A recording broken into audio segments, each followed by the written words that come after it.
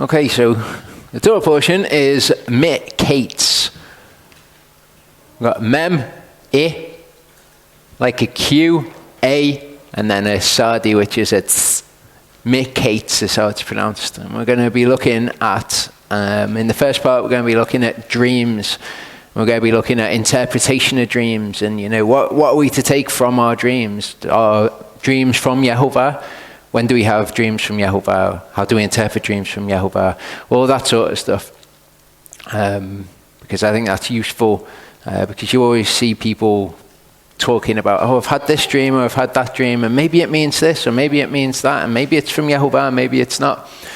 But there's a way for us to know, and obviously his word is the way for us to know. If we look at dreams in his word, then we can discern how we are to react to these things. In the second part, we're going to look at times of plenty and times of famine, and all of the pictures within that. We're going to be looking as well at spiritual discernment, what it is to know something spiritually. In the third part, we're going to look at a picture that we have in the Torah of the tests that we have in our lives, how Yehovah tests us. And we're also going to be looking at leaving things in Yehovah's hands instead of taking vengeance for ourselves. So we'll start Genesis 41. It says, "And it came to be at the end of 2 years' time that Pharaoh had a dream and saw him standing by the river," which is phrased a bit weird.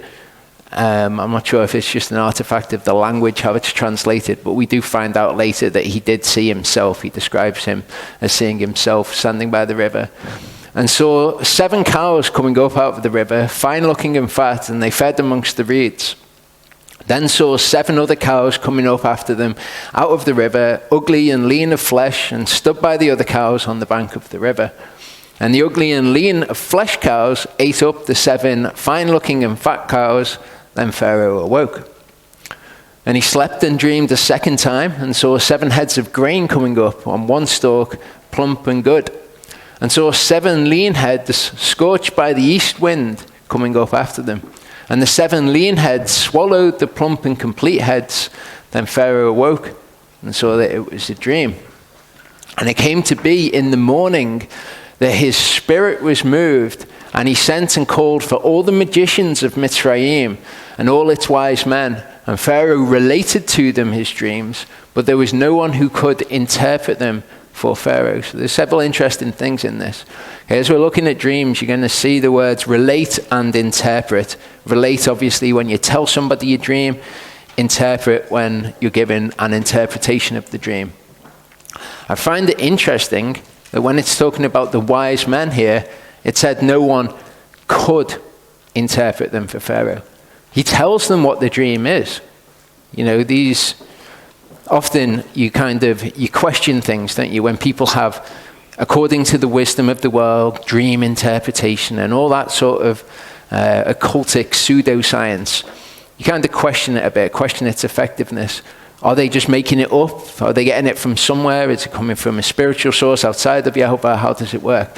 But these people, when they had the ruler of Egypt saying to them, "This is my dream, give me an interpretation," they didn't just make up an interpretation. They couldn't actually interpret his dream. And this is very similar to another account that we have in the scriptures. Obviously, it's very similar to the account with Daniel and his dream interpretation.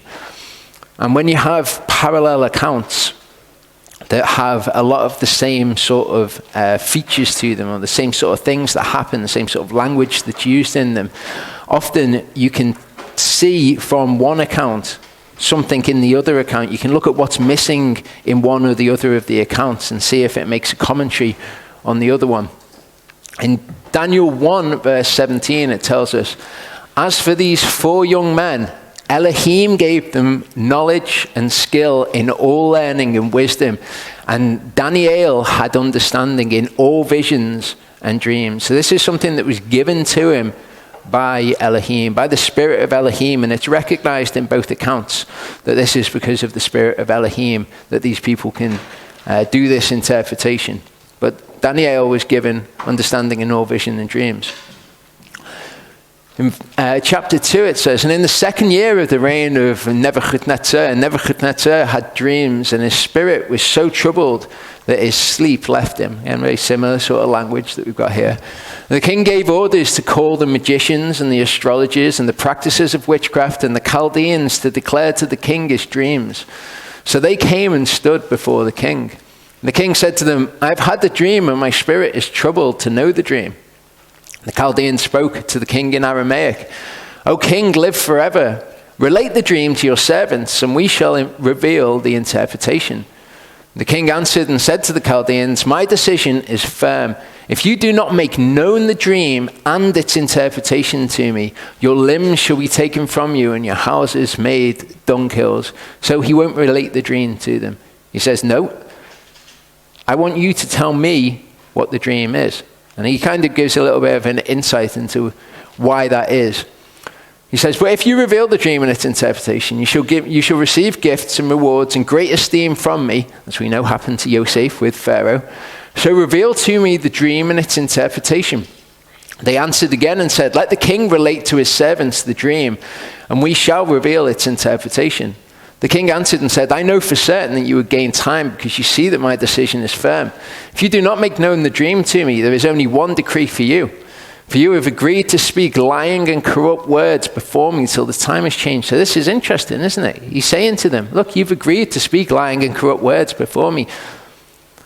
It reminds me of how people are with certain things, like, if they're looking into horoscopes or anything like that, or any kind of the bad spiritual path, the bad ways of doing things, divination and things. They don't really trust them. They don't really think that they are necessarily entirely correct. Okay, so he says, you've agreed to speak lying and corrupt words to me until the time has changed. So relate the dream to me. Then I shall know you shall reveal its interpretation for me. If you can tell me what the dream is and I've not told you, then I know there's something going on. You've got some kind of powers of interpretation. With Pharaoh, he did relate the dream to them, and they still couldn't do it. So as to whether or not they've got some way of doing this according to the wisdom of men, suggest that probably they do, because you can read online dream interpretation. How do you interpret dreams? And there's all this kind of new agey information about interpreting dreams and how you do it. I think if you went onto a new age dream website and put these sort of dreams in, or looked up this sort of dream, you would have a struggle interpreting it as well. The Chaldeans answered the king and said, there is no one on earth who is able to reveal the matter of the king, because no king, master, or ruler has ever asked a matter like this of any magician or astrologer or Chaldean, even Pharaoh. And the matter the king is asking is difficult, and there is no other who is able to reveal it to the king except the elahin, whose dwelling is not with flesh. Because of this, the king was enraged and very wroth, and gave orders to destroy all the wise ones of Babel.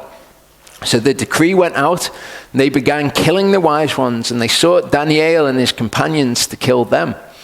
Then with counsel and wisdom, Daniel answered Azaryah, the chief of the king's guard, who had gone out to kill the wise ones of Babel. He answered and said to Azaryah, the king's officer, why is the decree from the king so urgent? So Azaryah made the decision known to Daniel. Daniel went in and asked the king to give him time, and he would show the king the interpretation. And Daniel went to his house and made the decision known to Hananyah, Mishael, and Azaryah, his companions, to seek compassion from the Elah of the heavens concerning this secret, so that Daniel and his companions should not perish with the rest of the wise ones of Babel. Then the secret was revealed to Daniel in a night vision, and Daniel blessed the Elah of the heavens. So he had understanding in dreams. He could have interpreted this dream for the king, but the king wouldn't tell him what the dream was. So he needed to have it revealed to him what it was. And he goes and he prays and he asks for compassion. Elohim reveals the secret to him in a vision. Daniel responded and said, blessed be the name of Allah forever and ever, for wisdom and might are his. He changes the times and the seasons. He removes kings and raises up kings. He gives wisdom to the wise and knowledge to those who possess understanding. He reveals deep and secret matters. He knows what is in the darkness, and light dwells with him. So I want you to notice that it talks a lot of Elohim revealing secrets, because we're going to hear this language elsewhere. I thank you and praise you, O Allah of my fathers. You have given me wisdom and might, and have now made known to me what we asked of you. And you have made known to us the king's matter. So Daniel went to Azaryah, whom the king had appointed to destroy the wise ones of Babel. He went and said this to him: do not destroy the wise ones of Babel. Bring me in before the king, and I shall show the interpretation to the king. Then Azaryah brought Daniel in a hurry before the king, and said thus to him: I have found a man among the sons of the exiles of Yehudah, who does make known to the king the interpretation. So the Jews had all been exiled to Babylon. Daniel had a position there, okay, and he says, look, I found this man who will be able to do this for you. The king answered and said to Daniel, whose name was Belteshazzar, are you able to make known to me the dream which I have seen and its interpretation? Daniel answered before the king and said, the secret which the king is asking, the wise ones, the astrologers, the magicians, and the diviners are unable to show it to the king.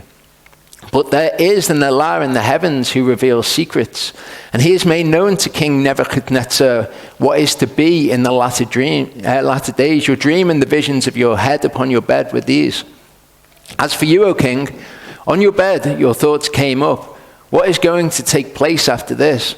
And he who reveals secrets has made known to you what shall be after this. So the king was thinking, what's going to be after this? What does the future hold? Elohim revealed it to him. As for me, this secret has not been revealed to me because I have more wisdom than anyone living, but for our sakes, who make known the interpretation to the king, and that you should know the thoughts of your heart. So he says, look, I haven't got more wisdom and understanding than anybody, but Elohim has shown compassion to us because you were going to kill us, and also for your sake, so that you will know the future. Compare it to this, and it came to be in the morning that his spirit was moved, and he sent and called for all the magicians of Mitzrayim and all its wise men, and Pharaoh related to them his dreams, but there was no one who could interpret them for Pharaoh.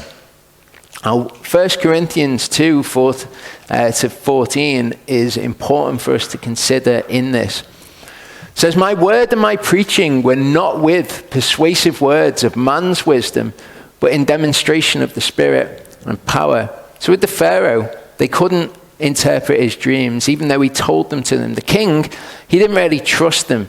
Okay, he asked them for the interpretation, but he said, first you've got to relate the dream to me. But they would have been unable to anyway. Not with persuasive words of man's wisdom, but in demonstration of the Spirit and of power, in order that your belief should not be in the wisdom of men, but in the power of Elohim. When Elohim does these things, when he acts and he's given these people these dreams, particularly these pagan kings, it's in order for them to not have belief in the wisdom of men, but have belief in the power of Elohim, because they do end up giving credence to this. Yet we speak wisdom among those who are perfect, and not the wisdom of this age, nor the rulers of this age that are being brought to naught, but we speak the wisdom of Elohim, which was hidden in a secret, okay? Which Elohim ordained before the ages for our esteem, which no one of the rulers of this age knew, for if they had known, they would not have crucified the master of esteem, the Lord of glory. But as it had been, eye has not seen and ear has not heard, nor have entered into the heart of man what Elohim has prepared for those who love him. But Elohim has revealed them to us through his Spirit. Okay, this is what he's doing with Yosef. This is what he's doing with Daniel. This is why they can interpret these dreams, because they were given by Elohim. And the only way that a dream given by Elohim of this nature can be interpreted is through the Spirit of Elohim. For the Spirit searches all matters, even the depths of Elohim. For who among men knows the thoughts of a man except the spirit of a man that is in him? So also the thoughts of Elohim no one has known except the Spirit of Elohim. And we have received not the spirit of the world, but the Spirit that is from Elohim, in order to know what Elohim has favorably given us. which we also speak, not in words of man's wisdom teachers, but which the set-apart Spirit teaches, comparing spiritual matters with spiritual matters. And the natural man does not receive the matters of the Spirit of Elohim. Remember, they were unable to interpret this dream, for they are foolishness to him, and he is unable to know them because they are spiritually discerned. So the dreams of man, they can interpret them according to the wisdom of the age. They cannot interpret a dream given by Elohim, though, except by the Spirit of Elohim. Remember, Elohim gave them knowledge and skill and learning and wisdom, and Daniel had understanding in all visions and dreams. Now, this isn't actually spoken directly of Yosef. Okay, in the account with Yosef, it never says that he has understanding in these things. It's just apparent from the narrative that we see. 1 Corinthians 14, 1-26 gives us some absolutely key information about how the Spirit of Elohim works, and therefore how interpretation of dreams works. It says, pursue love and earnestly seek the spiritual gifts, but rather that you prophesy. For he who is speaking in a tongue does not speak to men, but to Elohim. For no one understands, but in the Spirit he speaks secrets. Okay, again, speaking these secrets. Okay, this is a great verse, just incidentally. For he who is speaking in a tongue does not speak to men. Okay, it's not a language. It's not a foreign language. He speaks to Elohim because no one understands. Okay, if he was speaking a foreign language, then all the people who could speak the foreign language would understand. In the Spirit, he speaks secrets in the Spirit. That's what's going on when you're speaking in tongues. But he who is prophesying speaks edification, encouragement, and comfort to men. Okay, that's what to prophesy is. It's to bring forth the word, and it speaks edification, encouragement, and comfort to men. Okay, so Paul's saying, look, it's better to prophesy. He says later, I would that you would all speak in tongues. Speaking in tongues is great, but prophesying is what he wants. And this is relevant to what we're looking at. He says, he who is speaking in a tongue edifies himself, but he who is prophesying edifies the assembly. Okay, if you're speaking in a tongue, if your spirit is praying to Elohim, things that you do not know, things that you obviously need to pray, but you don't know that you need to pray them, so your spirit's praying to Elohim, that's great. But he who is prophesying edifies all the people who hear. Why? Because they speak things that can be understood by the other people. Now I wish you all spoke with tongues, but rather that you might prophesy. For he who is prophesying is greater than he who is speaking with tongues, unless he interprets, okay, so that the assembly might receive edification. Okay, so you've got speaking plainly, speaking the word of Elohim plainly, and that's good because it can be understood by everyone. And then you've got speaking in tongues, which is great because you're praying to Elohim. But when it comes to the assembly, the only way that it's going to edify someone in the assembly is if you interpret what is being spoken, that you have the gift of interpreting this tongue that you've spoken. Same with dreams. But now, brothers, if I come to you speaking with tongues, what shall I profit you unless I speak to you either by revelation or by knowledge or by prophesying or by teaching? Nevertheless, lifeless instruments making a sound, whether flute or harp, if they do not make a distinction in the sound, how shall it be known what is played on the flute or on the harp? Okay, if you're playing on an instrument and there was no break in between the notes, then it would just be one long drone, one long noise. Okay, you need a distinction in between the notes so that you can see what is being played. For indeed, if the trumpet makes an indistinct sound, who shall prepare himself for the battle? Okay, there were different sounds that you could make on the trumpet. If you didn't make the battle cry, battle call on the trumpet, who would know that they were being called to the battle? Okay, there were different things. Trumpets so that they could meet. Trumpets if they were going to battle. Trumpets for this or that. If you don't do the right one, who knows what's being signaled to them?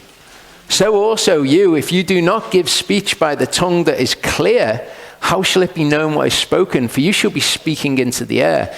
Elohim is not in the habit of speaking into the air. Okay, when he gives us dreams, he's either going to speak to us clearly and he's going to say this, so that you understand that Elohim is speaking to you and he's saying a particular thing to you.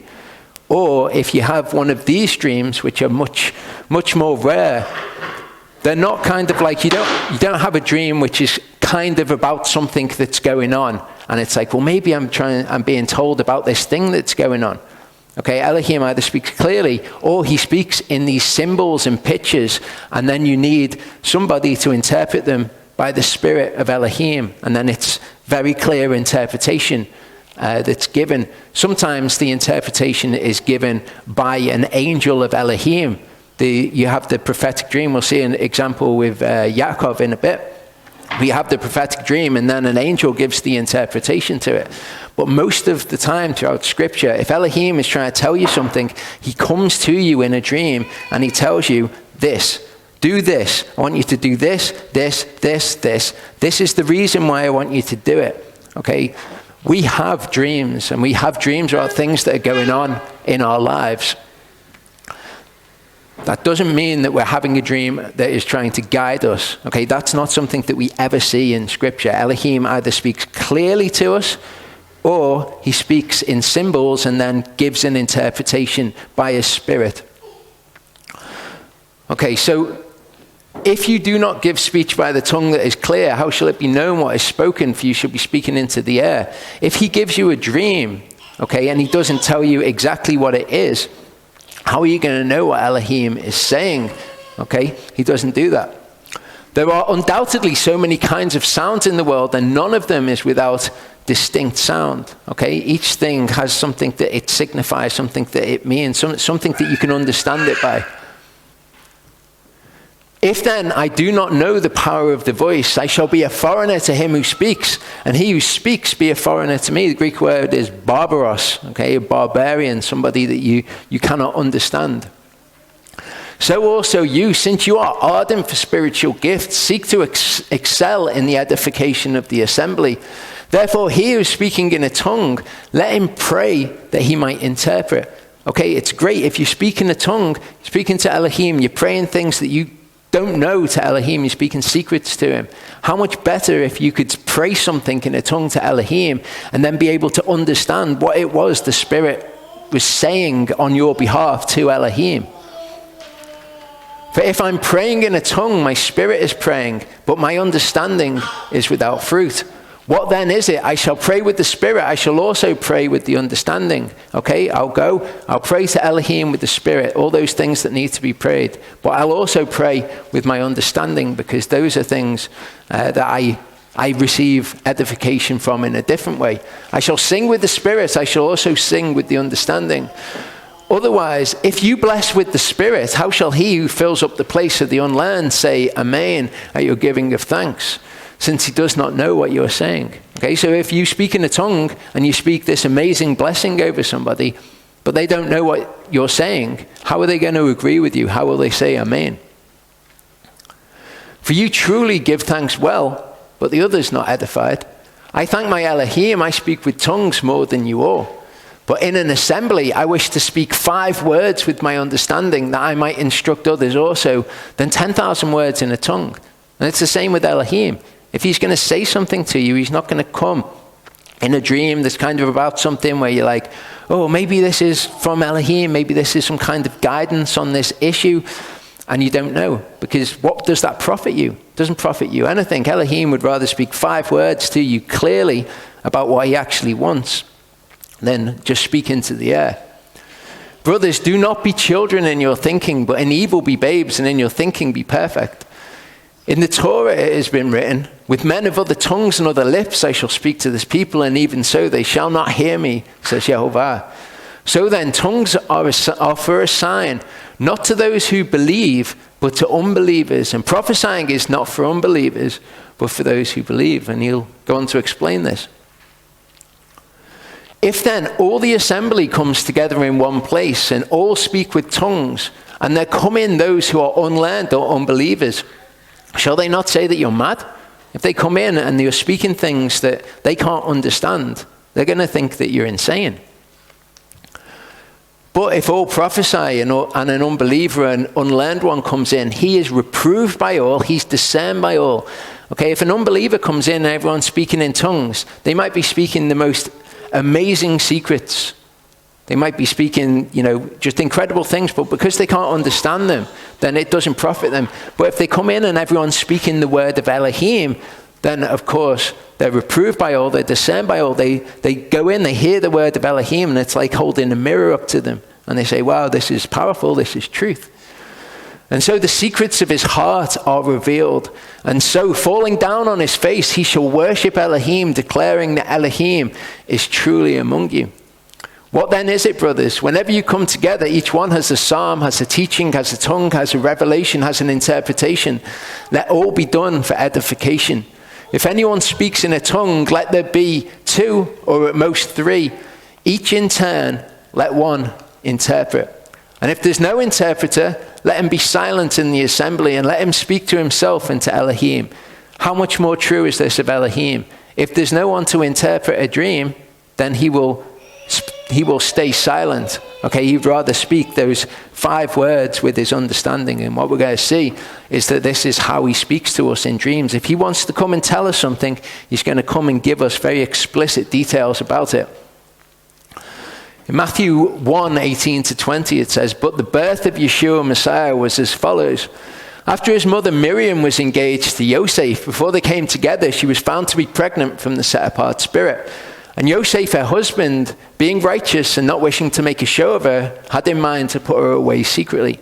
So it says that the Father sent his spirit to overshadow Miriam, and this is how she conceived. That is why Yeshua is called the son of Elohim. That's what the scriptures say. Yosef, seeing that his future wife was pregnant, being righteous, said, okay, I'm not going to make a fuss. I'm just going to put her away secretly. But while he thought about this, see, an angel of Yehovah appeared to him in a dream. And we saw angel, messenger, same word. Comes with the message, certainly here. Appeared to him in a dream saying, Yosef, son of David, do not be afraid to take Miriam as your wife, for that which is in her was brought forth from the set-apart spirit. Okay, so he didn't wake up and go, oh, that was a weird dream. I wonder if that was from Elohim. No, the angel of Yehovah came to him and said, I need you to know these things, explicitly this, explicitly this. In Matthew 2:7-22, it says, Then Herodes, having called the Magi secretly, learned exactly from them what time the star appeared. And having sent them to Bethlehem, he said, Go and search diligently for the child. And when you found him, bring back word to me, so that I too might go and do reverence to him. And having heard the king, they went and see the star which they had seen in the east went before them, until it came and stood over where the child was. And seeing the star, they rejoiced with exceedingly great joy. And coming into the house, they saw the child with Miriam, his mother, and fell down and did reverence to him. And opening their treasuries, they presented to him gifts of gold and frankincense and myrrh. And having been warned in a dream that they should not return to Herodes, they departed for their own country by another way. Okay, so again, warning, don't go there. When they had left, see, an angel of Yehovah appeared to Yosef in a dream, saying, Arise, take the child and his mother, flee to Mitzrayim, remain there until I bring you word, for Herodes is about to seek the child to destroy him. Okay? Arise, take the child and his mother, flee to Mitzrayim, stay there until I bring you word, because this reason. Very, very clear, very easily understandable. And rising up, he took the child and his mother by night and departed from Mitzrayim, and remained there until the death of Herodes, to fulfill what was spoken by Yehovah through the prophet, saying, Out of Mitzrayim I have called my son. Then Herodes, having seen that he was fooled by the Magi, was greatly enraged, and he sent forth and slew all the male children in Bethlehem, and in all its borders, from 2 years old and under, according to the time which he had exactly learned from the Magi. Then was filled what was spoken by Yirmiyahu the prophet, saying, A voice was heard in Ramah, wailing and weeping in great mourning, Rachel weeping for her children, refusing to be comforted because they were no more. And Herodes, having died, see, an angel of Yehovah appeared in a dream to Yosef in Mitzrayim, saying, Arise and take the child and his mother, go to the land of Israel, because those seeking the life of the child are dead. Okay, so again, just explicitly clear. So you've got the 2 dreams. You've got one which is symbolic. And it's all weird and you don't know what it means. And you have to be given an interpretation. And it doesn't bear any kind of resemblance to the situation that it's talking about. It's not like you're dreaming about that situation and you get guidance from it. Bears no resemblance to it at all. It's all in weird prophetic symbols. And then somebody, by the Spirit of Elohim, gives you the exact interpretation to it. Or Elohim will come to you directly and say to you, this, because this. And it will be very clear what is being said. Rising up, he took the child and his mother and came into the land of Israel. But hearing that Archelaus was reigning over Yehudah instead of his father Herodes, he was afraid to go there. And having been warned in a dream, he departed to parts of Galilee. In 1 Kings 3, 5-15, we see another example of this. At Gibbon, Yehovah appeared to Shelomoh in a dream by night, and Elohim said, ask what I should give you.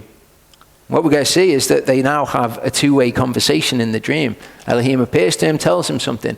Shelomoh said, you have shown great kindness to your servant David, my father, as he walked before you in truth and in righteousness and in uprightness of heart with you. And you have guarded him for this great kindness and to give him a son to sit on his throne as it is this day. And now, O Yehovah, my Elohim, you have set up your servant to reign instead of my father David. But I am a little child. I do not know how to go out or to come in. And your servant is in the midst of your people whom you have chosen, a great people, too numerous or too numbered to be counted. Shall you then give to your servant an understanding heart to rule over your people, to discern between good and evil? And who is able to rule this great people of yours? And the word was good in the eyes of Yehovah that Shelomoh had asked this. So Elohim said to him, because you have asked this and have not asked for long life for yourself, nor asked riches for yourself, nor have asked the life of your enemies, but have asked for yourself discernment and to understand right ruling. See, I shall do according to your words. See, I shall give you a wise and understanding heart, so that there was none like you before you, and none like you shall rise after you. And I shall also give you what you have not asked, both riches and esteem, so that there shall not be anyone like you among the kings all your days. And if you walk in my ways to guard my laws and my commands, as your father David walked, then I shall prolong your days. So it couldn't have been any clearer what this dream meant, okay? Because it didn't need interpreting, did it? Yehovah, if he wants to achieve something, he achieves it. He doesn't come and give us something that we puzzle over and we're like, I don't know, am I supposed to take anything from that? Because we dream about things. We dream about things that are going on in our lives, but it's very dangerous to then say, okay, so that dream about something that was happening in my life, that might have been from Yehovah. Never the case in Scripture. And we can see when we read his word how he operates. Shelomoh awoke and see it was a dream, and he came into Yerushalayim and stood before the ark of the covenant of Yehovah and offered up burnt offerings and made peace offerings, and he made a feast for all his servants. Genesis 31, 9-12, we're going to see an example now with Yaakov being given an interpretation. So Elohim has taken away the livestock of your father and given them to me. This is when he's speaking to his wives when he's leaving Laban's house. It came to be at the time when the flocks conceived that I lifted my eyes and looked in a dream and saw the rams which leaped upon the flocks were streaked, speckled, and mottled. And the angel of Yehovah spoke to me in a dream saying, Yaakov, and I said, here I am. And he said, lift your eyes now and see all the rams which leap on the flocks are streaked, speckled, and mottled. For I have seen all that Laban is doing to you. So we can see. Okay, there are no dreams about situations which are trying to inform you about a situation. Either Elohim will come and tell you explicitly what he wants from you, or you're going to have some kind of prophetic, symbolic dream that you can't understand just according to your understanding, and then you'll be given an interpretation. 1 Samuel 28, verse 6 shows us that Shaul inquired of Yehovah, but Yehovah did not answer him, either by dreams or by Urim or by the prophets. Okay, so he inquired of Yehovah, and it certainly seems from this that when you inquire of Yehovah, that a way that he can answer you is in dreams. Now, he was the king, and he did have access to the prophets and to the Urim and the Thummim to ask. So maybe it was because he was the king, but Yehovah wants to answer you directly about something. He could certainly do so in a dream. Daniel 2 verse 30, it says, "As for me, this secret has not been revealed to me because I have more wisdom than anyone living, but for our sakes, and that you should know the thoughts of your heart." So when Elohim acts with a dream, when he does something, what he's trying to do is he's trying to bring about his purpose, something that is his purpose. That's what we see when he acts in all the examples of dreams that we see. He's trying to bring about something for his purposes. He speaks to the pagans as well. He speaks to people who aren't in covenant with him. Genesis 30:3-6 says, "But Elohim came to Avimelech in a dream by night and said to him, 'See, you are a dead man because of the woman whom you have taken, for she is a man's wife.' However, Avimelech had not come nearer, and he said, 'Yehovah, would you slay a righteous nation also? Did he not say to me, she is my sister? And she even herself said, he is my brother. In the integrity of my heart and in the innocence of my hands I have done this.' And Elohim said to him in a dream, 'Yea, I know that you did this in the integrity of your heart, and so I kept you from sinning against me.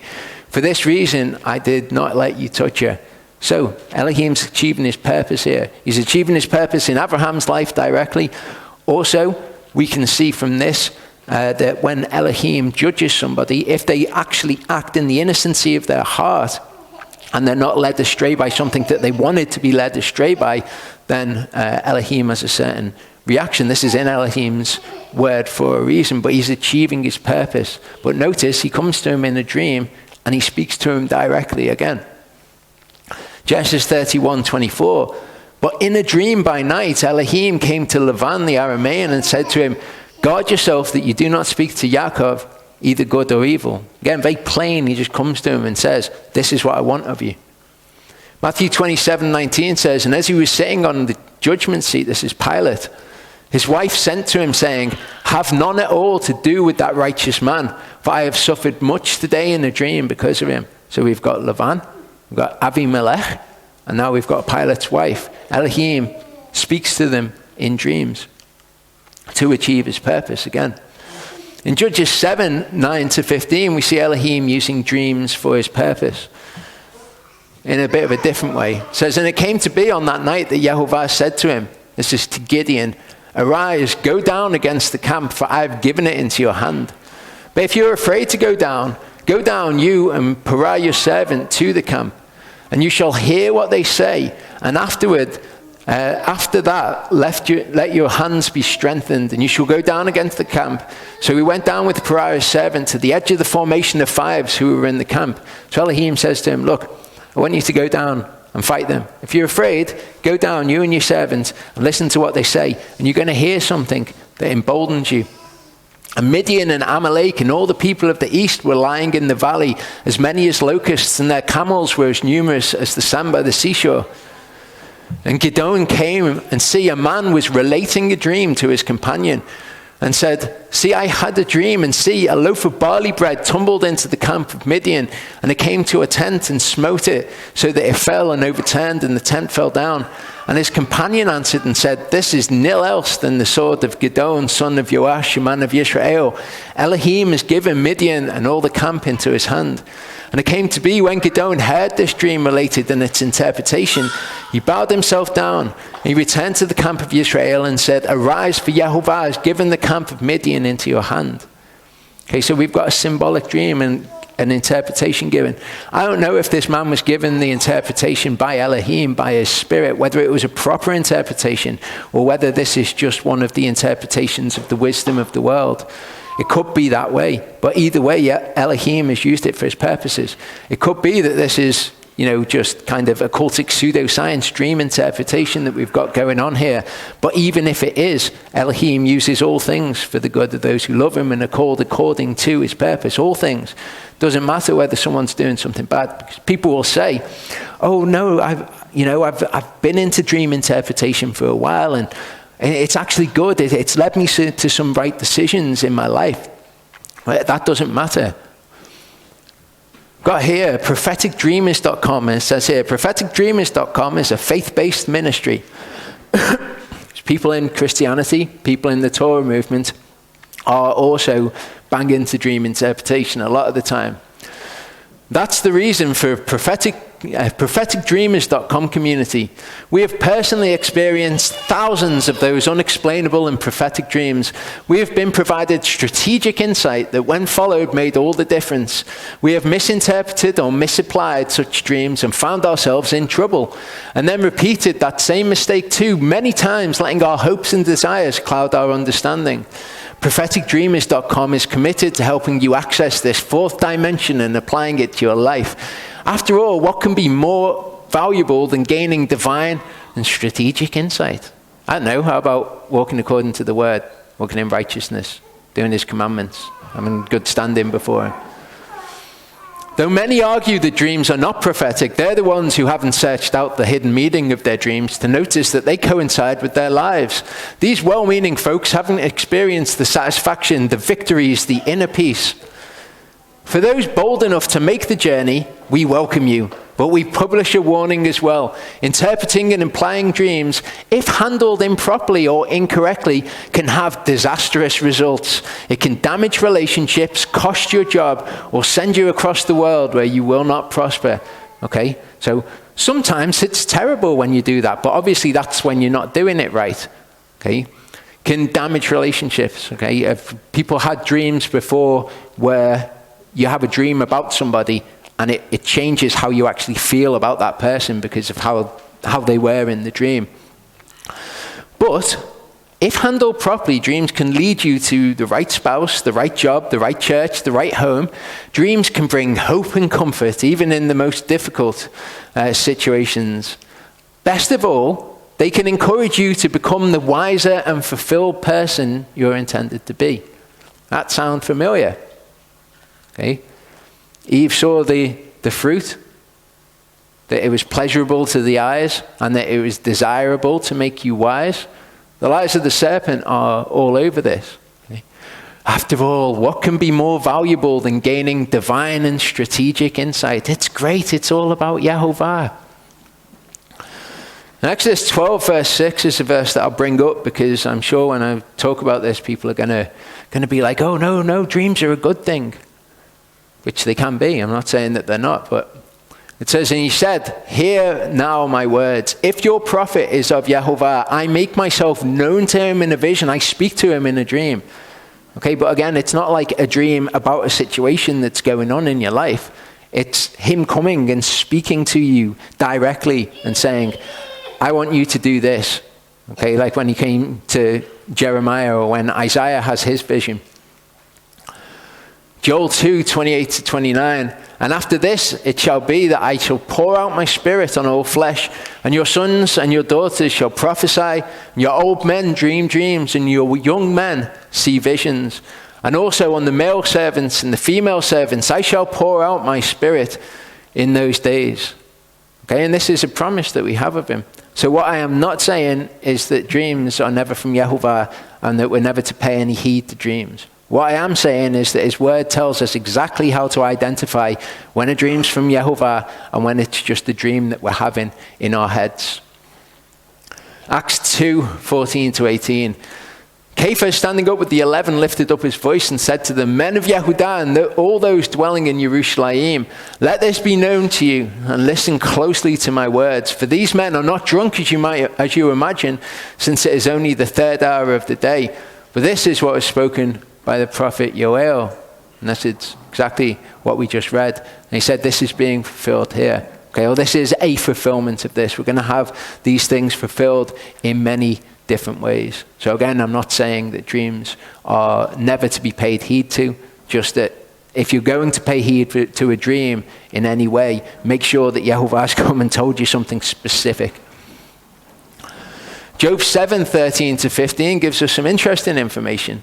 It says, when I say my bed does comfort me, my couch does ease my complaint, then you frighten me with dreams, you make me afraid with visions, so that my soul chooses strangling death rather than my bones.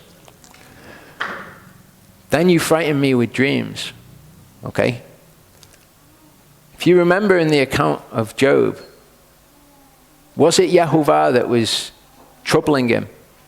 It wasn't, was it? It was Hasatan that was troubling him. Hasatan was given power to be able to go and do certain things in Job's life. So what we can discern from this is that Hasatan can affect our dreams if given the permission by Yehovah. And we see this idea of false dreams given in Scripture. Jeremiah 23:25-40 says, I have heard what the prophets have said, who prophesy lies in my name, saying, I have dreamed, I have dreamed. Till when shall it be in the hearts of the prophets of falsehood and prophets of the deceit of their own heart? So what they're prophesying is their dreams, and we're told that they're actually relating the dreams that they have. But what they're doing is they're prophesying the deceit of their own heart. They're dreaming things in their own imagination, in their own hearts. And then they're saying to his people, I've dreamed, who try to make my people forget my name by their dreams, which everyone relates to his neighbor. So he's relating the dreams that they have, but the dreams do not come from Yehovah. The dreams are the deceit of their hearts. As their fathers forgot my name for Baal, the prophet who has a dream, let him relate the dream. And he who has my word, let him speak my word in truth. What is the chaff to the wheat, declares Yehovah. Okay, don't worry about these people doing this, prophesying the deceit of their own heart. He who has my word, let him speak my word in truth. What is the chaff to the wheat? Is not my word like a fire, declares Yehovah, and like a hammer that shatters a rock? Therefore, see, I am against the prophets, declares Yehovah, who steal my words, every one from his neighbor. See, I am against the prophets, declares Yehovah, who use their tongues and say, he declares. See, I am against those who prophesy lying dreams, dreams of falsehood, declares Yehovah, and relate them and lead my people astray by their falsehood. So they have a dream, but it's not in accordance with the word, to even have those dreams and relate them as something from Yehovah. It's not in accordance with his word. And they lead people astray. They lead them into thinking, oh, maybe there is something to dreams. When we have dreams, maybe we are to be listening to them and to know this or that from them. And by their reckless boasting, but I myself did not send them, nor have I commanded them, and they do not profit this people at all, declares Yehovah. And when these people or the prophet or the priest ask you, saying, what is the message of Yehovah? Then you shall say to them, what message? I shall forsake you, declares Yehovah. As for the prophet and the priest and the people who say the message of Yehovah, I shall punish that man and his house. It is a massive thing to say that something is from Yehovah, or to even indicate that it might be, okay, without really having looked at his word and saying, is this something that happens in his word? Yes, he speaks to people in his word, but how does he speak to them? These are really important things. We kind of just flippantly announce things as, oh, maybe this is from Yehovah. This is what each one says to his neighbor and each one to his brother. What has Yehovah answered and what has Yehovah spoken? For the message of Yehovah you no longer remember. For every man's message is his own word, and you have changed the words of the living Elohim, Yehovah Zevaot, our Elohim. Again, this is exactly what's happening, isn't it? Everyone's speaking their own message, what's come from their own hearts, having changed the words of Elohim and said, well, this is what Elohim does. He does speak to people in dreams. This is what you say to the prophet. What has Yehovah answered you, and what has Yehovah spoken? But since you say the message of Yehovah, therefore thus said Yehovah, because you say this word, the message of Yehovah, and I have sent to you saying, do not say the message of Yehovah, therefore see, I shall utterly forget you and cast you away from my presence along with the city that I gave you and your fathers. So this is not the situation that we're in. Okay, we come to a knowledge of what it actually is to walk in the word of Elohim. We come to a knowledge of these things. Like he's saying, I've given you a warning. Don't continue in these things because they're nonsense. We all have the chance now to repent of anything that we've ever spoken that might have been from Elohim. I shall put an everlasting reproach on you and an everlasting shame that is not forgotten. Okay, this is his attitude if people do not repent. Deuteronomy 13, 1-5. So these people are having dreams of their own hearts. We also see that Hasatan could affect Job's dreams. It says, when there arises among you a prophet or a dreamer of dreams, and he shall give you a sign or a wonder, and the sign or the wonder shall come true of which he has spoken to you, saying, let us go after other gods which you have not known and serve them. So someone dreams a dream They dream about something and they say, oh, maybe it was a prophetic dream. Maybe it was this thing that was going to happen. And then it does happen. Do not listen to the words of that prophet or that dreamer of dreams, for Yehovah your Elohim is trying you to know whether you love Yehovah your Elohim with all your heart and with all your soul. Which one do you prefer? Do you prefer thinking maybe you've got some kind of strategic insight from Yehovah? Or do you actually prefer, no, this is what the word says. I'm not going to stray from this at all. Even if this dreamer of dreams is saying things that are coming true. Walk after Yehovah your Elohim and fear him and cherish his commands and obey his voice and serve him and cling to him. That prophet or that dreamer of dreams is put to death because he's spoken apostasy against Yehovah your Elohim. We don't really grasp with these things what they actually are. When we suggest things might be from Yehovah, but they are actually separate to his word, we're declaring to people a God that they've not known. We're declaring a false God to them. We're declaring Yehovah to be something that he's not, and we're actually leading them astray from him, who brought you out of the land of Mitzrayim and redeemed you from the house of bondage to make you stray from the way in which Yehovah your Elohim commanded you to walk. Thus you shall purge the evil from your midst. Okay. Now Jeremiah 29 verse 8 in the Septuagint says this. I use the Septuagint. The Hebrew is actually a little bit more interesting in what it says, but I use the Septuagint for consistency. For thus saith the Lord, let not the false prophets that are among you persuade you, and let not your diviners persuade you, and hearken not to your dreams which you dream. Okay, so we've got the false prophets coming, the diviners. We've got this idea of falsity here, saying, and don't hearken to your dreams either, these lying dreams. So back to Yosef. Genesis 37, 5-11 says, Yosef dreamed a dream and told it to his brothers. So they hated him even more. And he said to them, please listen to this dream which I have dreamed. See, we were binding sheaves in the midst of the field, and see, my sheaf rose up and also stood up, and see, your sheaves stood all around and bowed down to my sheaf. And all his brothers said to him, shall you indeed reign over us? Shall you indeed rule over us? So they hated him even more for his dreams and for his words. So we can understand something more about Yosef now.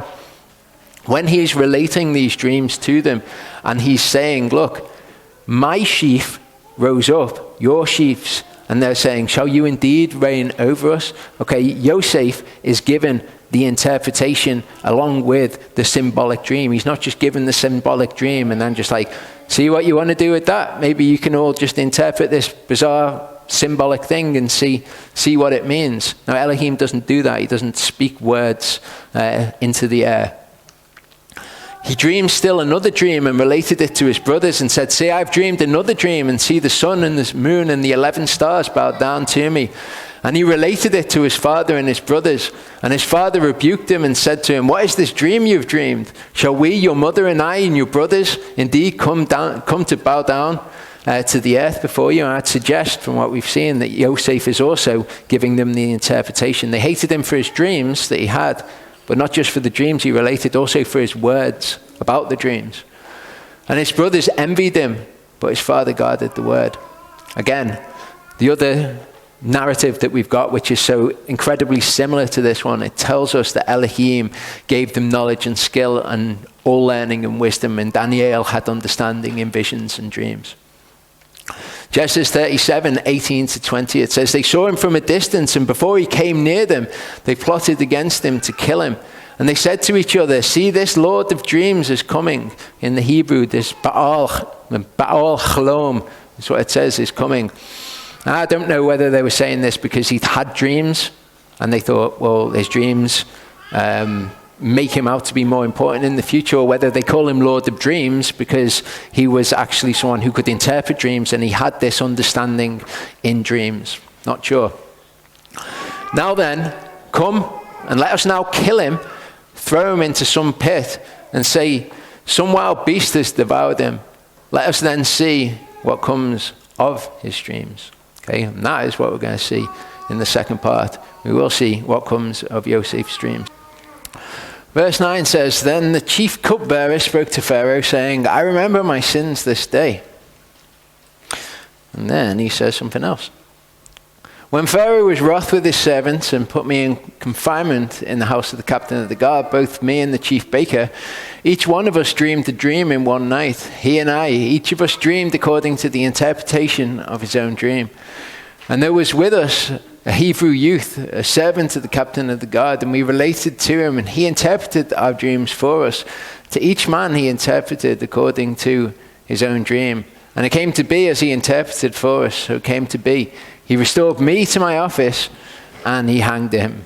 And obviously it was a symbolic dream that they had no way of understanding before Yosef comes along and interprets it by the Spirit of God. Now, 2 years ago, 2016 to 2017 Torah portions, I did Torah portion via Shev, and I did Torah portion via Gash as well, next week's Torah portion. And I would say to people, people watching online, to go back and watch those two Torah portions, because this Torah portion kind of fits in the middle of them, obviously. But the way that I was interpreting those Torah portions was about the prophetic pictures, the larger prophetic pictures within them. So this one kind of makes a set of three. Not sure if the next Torah portion I do will add to it, but I'd say go back and watch those, because you'll get greater understanding to this if you watch those. Obviously the cupbearer is the guy that gives the Pharaoh the wine. The baker, the guy that gives him the bread. So he restores the cupbearer, the one with the wine, and he hangs the baker. Well, we've got Yeshua's body. The bread represents Yeshua's body, which was broken for us, and his blood is the blood of the covenant by which we're washed clean of our sin.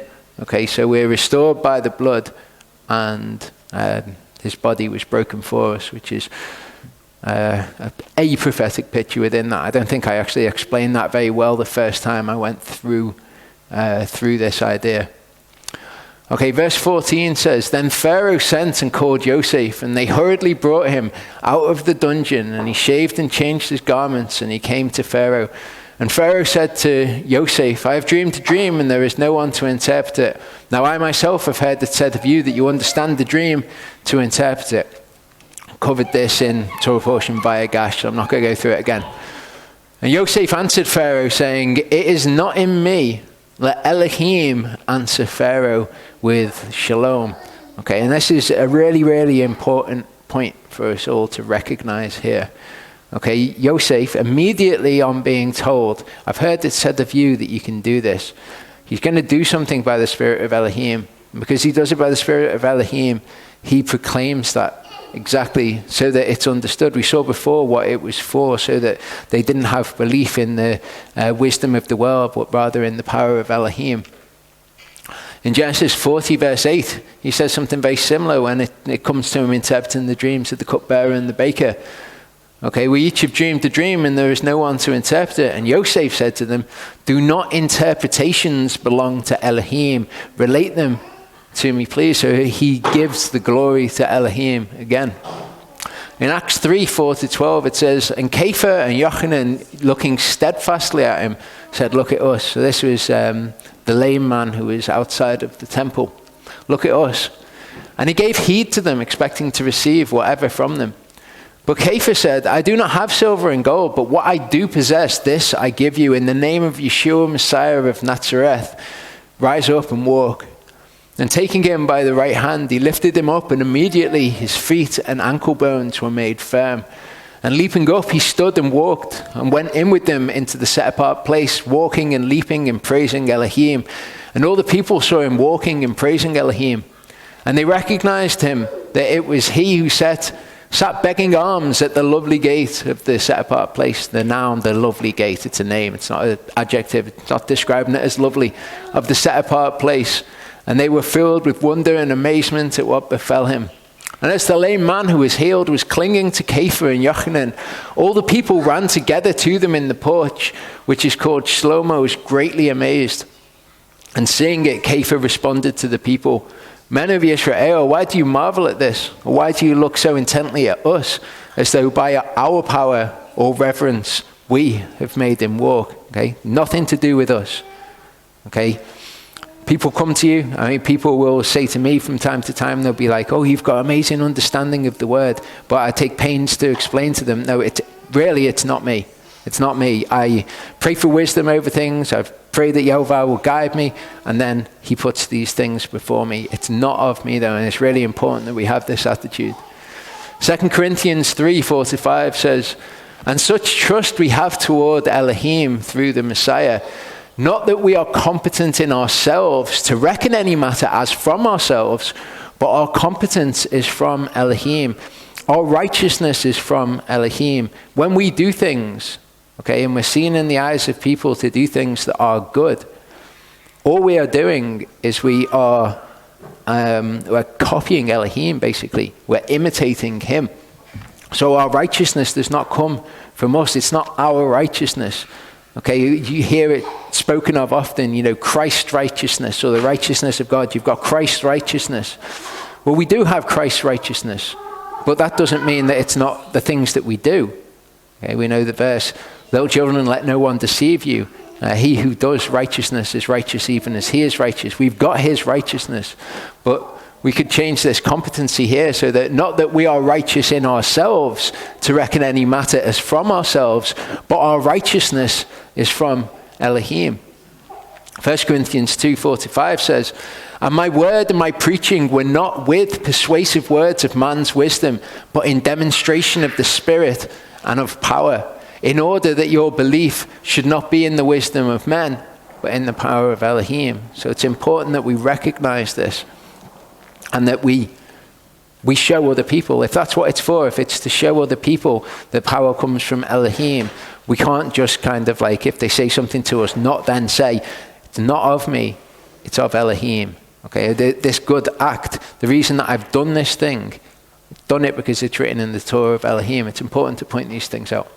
Well, verse 17 says, and Pharaoh said to Yosef, see, in my dream I stood on the bank of the river, and saw 7 cows coming up out of the river, fine looking and fat, and they fed amongst the reeds.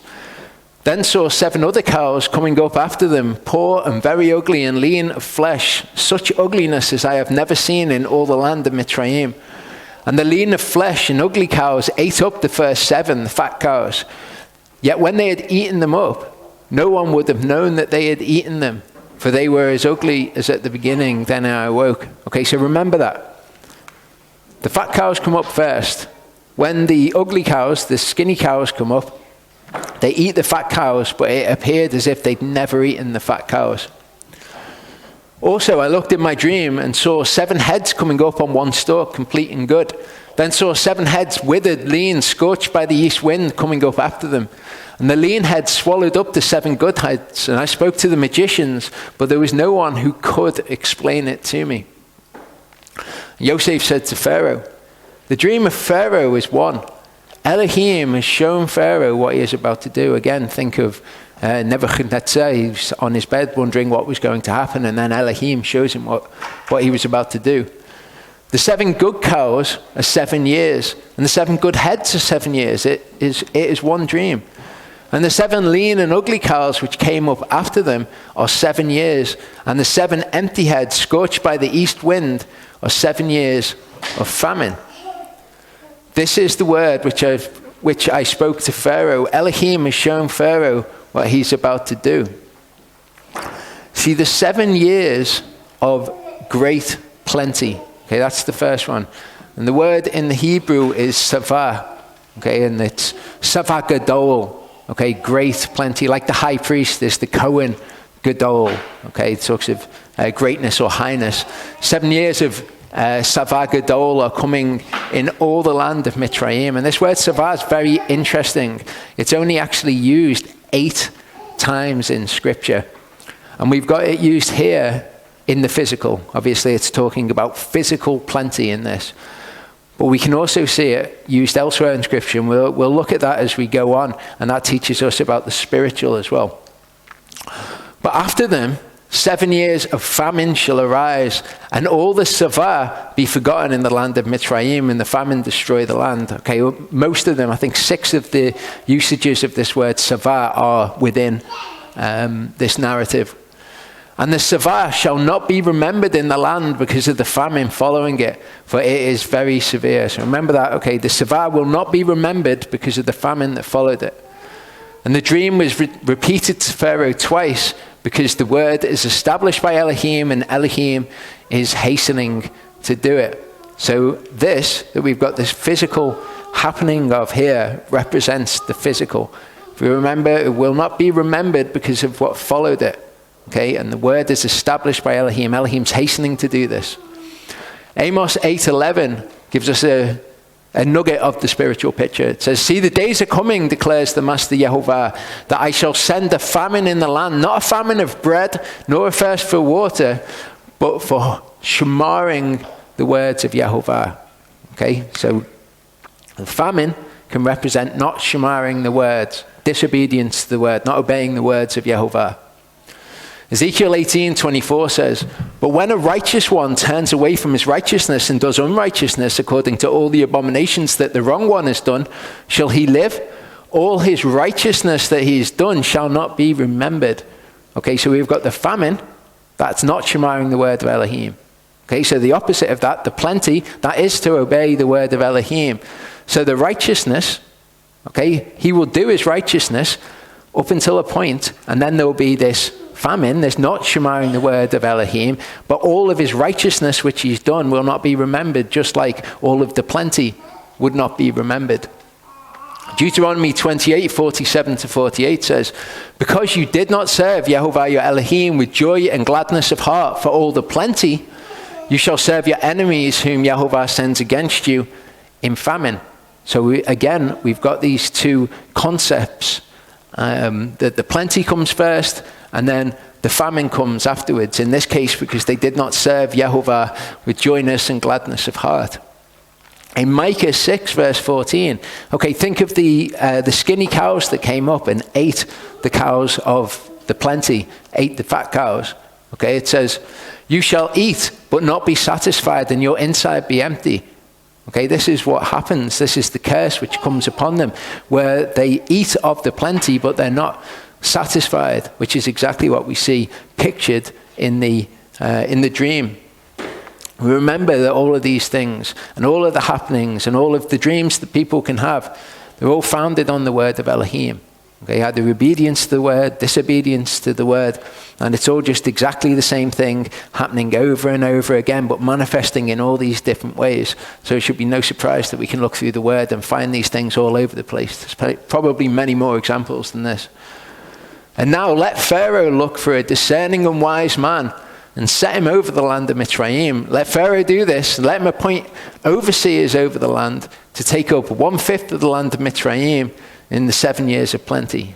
Okay, so we can see that the plenty, and this is the word savah as well, and see that the plenty that's referred to, it can mean various different things in the word. It can mean righteousness. Okay, you do your righteousness, and then it's not remembered when you don't shema the word. Okay, there will come a time when there's a famine of the word, as opposed to there being plenty of the word. And we're going to see these things happen all the way throughout the play out of history. Matthew 24:43-47. The language that's used in this is very similar to the language that we see used with Yosef here. It says, "And know this, that if the master of the house had known what hour the thief would come, he would have watched and not allowed his house to be broken into. Because of this, be ready too, for the Son of Adam is coming at an hour when you do not expect him." Okay, so Yosef, okay, he is aware and he warns Pharaoh, the master of the house. Okay, he warns him about when this famine is coming, when the thief is coming in this example. "Who then is a trustworthy and wise servant whom his master set over his household to give them food in season?" This is what Yosef is going to do, isn't it? Set them over the land of Mitzrayim. Okay, set someone wise and understanding to give them food and in season. So who is this trustworthy and wise servant? "Blessed is that servant whom his master, having come, shall find so doing." What did Pharaoh do? He comes to Yosef and he sees that he is aware of when this thief is going to come. "Truly I say to you that he shall set him over all his possessions." And this is what we see Pharaoh do with Yosef. Proverbs 3 tells us about where we get savah from, where we get plenty from, also where we get wisdom and understanding from. And both of them are different sorts of plenty. My son, do not forget my Torah, and let your heart watch over my commands. For length of days and long life and peace they add to you. Let not kindness and truth forsake you. Bind them around your neck. Write them on the tablet of your heart. Okay? All the blessings which are described in Deuteronomy, which will come and will give this plenty, to be followed by famine in disobedience.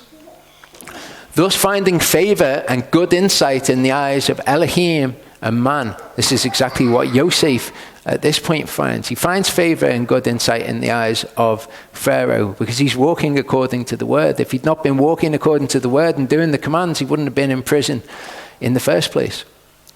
Trust in Yehovah with all your heart and lean not on your own understanding. Know him in all your ways and he makes all your paths straight. Do not be wise in your own eyes. Fear Yehovah and turn away from evil. Exactly what we see Yosef doing here. It's not of me, this is from Elohim. He's not leaning on his own understanding, his worldly wisdom. He's trusting in Yehovah. It is healing to your navel and moistening to your bones. Esteem Yehovah with your goods and with the first fruits of all your increase. Then your storehouses shall be filled with savah. What do we have in this picture with Yosef here?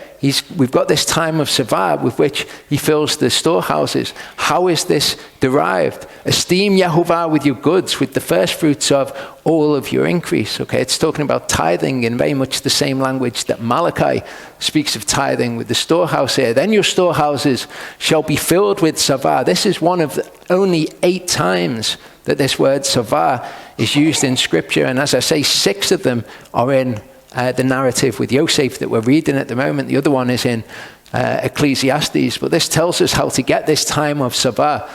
And your vats overflow with wine. My son, do not despise the discipline of Yehovah. Do not loathe his reproof. For whom Yehovah loves, he reproves as a father the son in whom he delights. Blessed is the man who has found wisdom and the man who gets understanding. This is Yosef. Now we're going to see a different type of savah explained. For the gain from it is better than the gain from silver, and it's increased than fine gold. She is more precious than rubies, and all your delights are not comparable to her. So you've got savah in the material sense, okay? And we see how you get that. But wisdom and understanding is another type of savah, and obviously that wisdom and understanding is the opposite of the famine, which is not shemaring the word of Elohim. Length of days is in her right hand, riches and esteem in her left hand. Her ways are pleasant ways, and all her paths are shalom. She is a tree of life to those taking hold of her, and blessed are all who retain her. Yehovah founded the earth by wisdom. He established the heavens by understanding. By his knowledge the depths were broken up, and clouds dropped down dew. My son, let them not depart from your eyes. Watch over sound wisdom and discretion.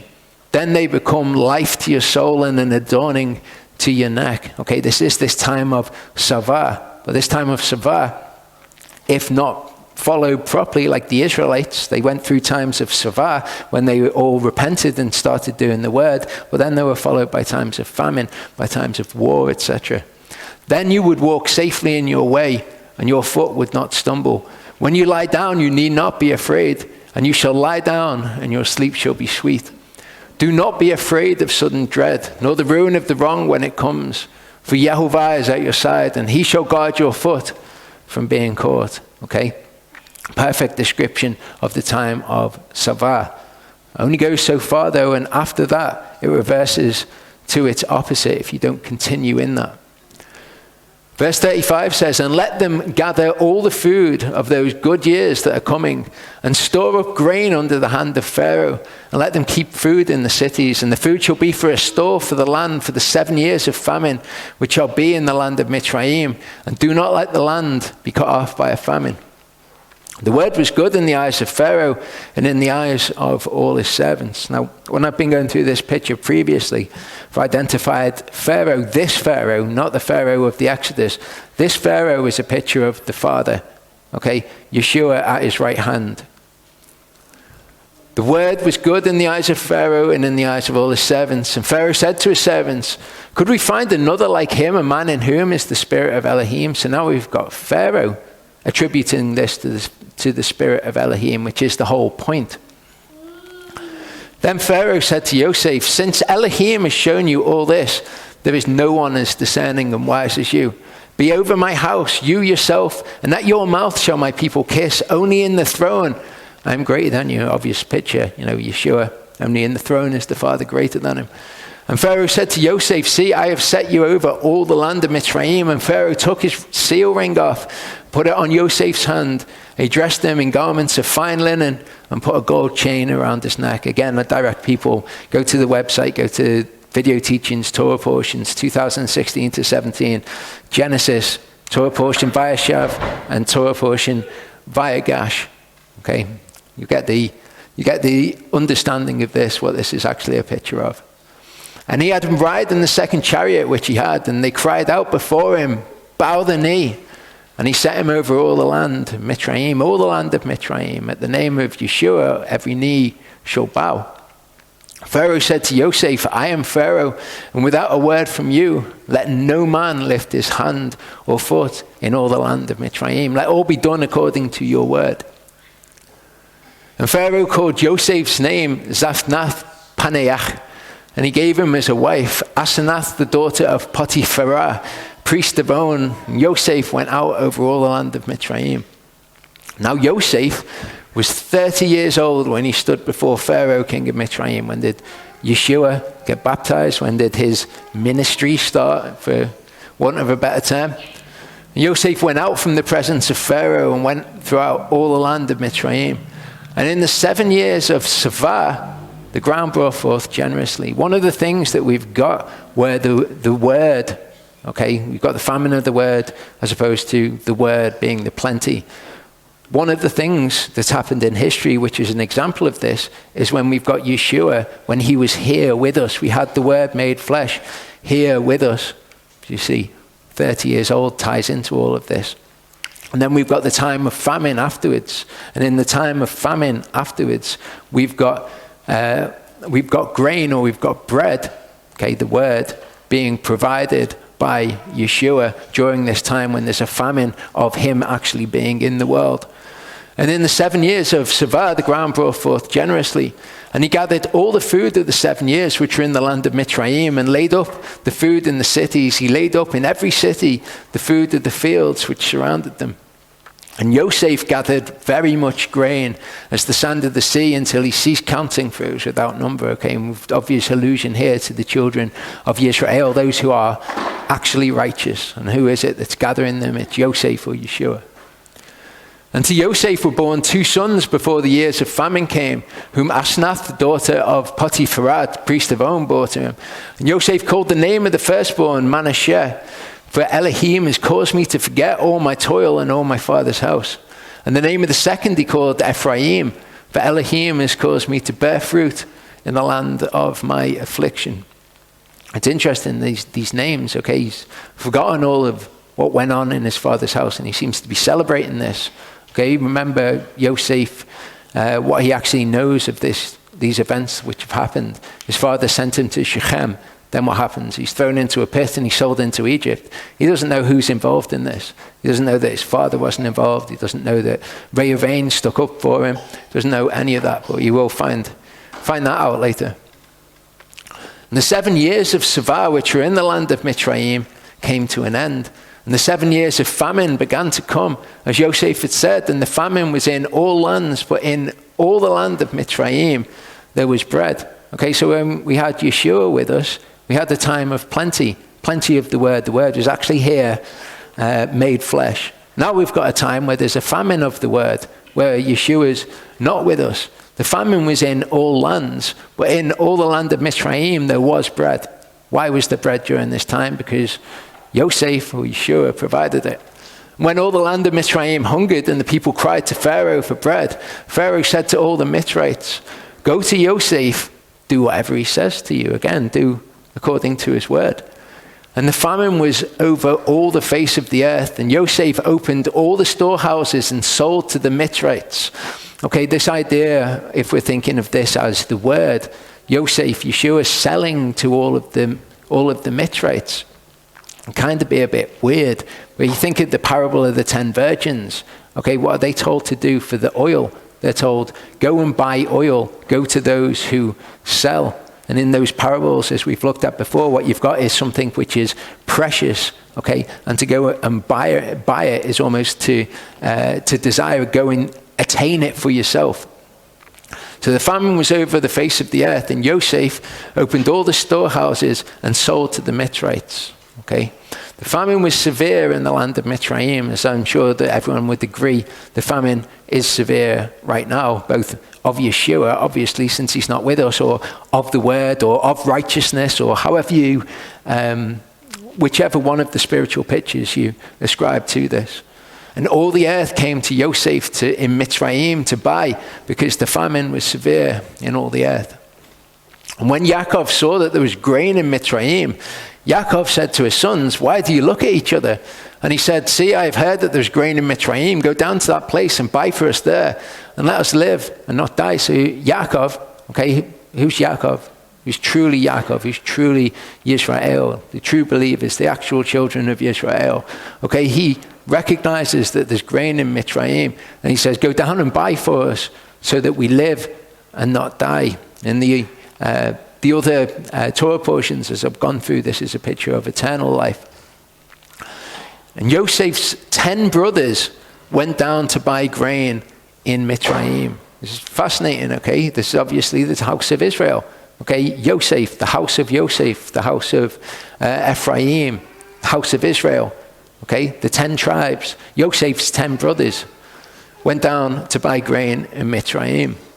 It says, Yaakov did not send Joseph's brother Binyamin with his brothers, for he said, lest some harm come to him.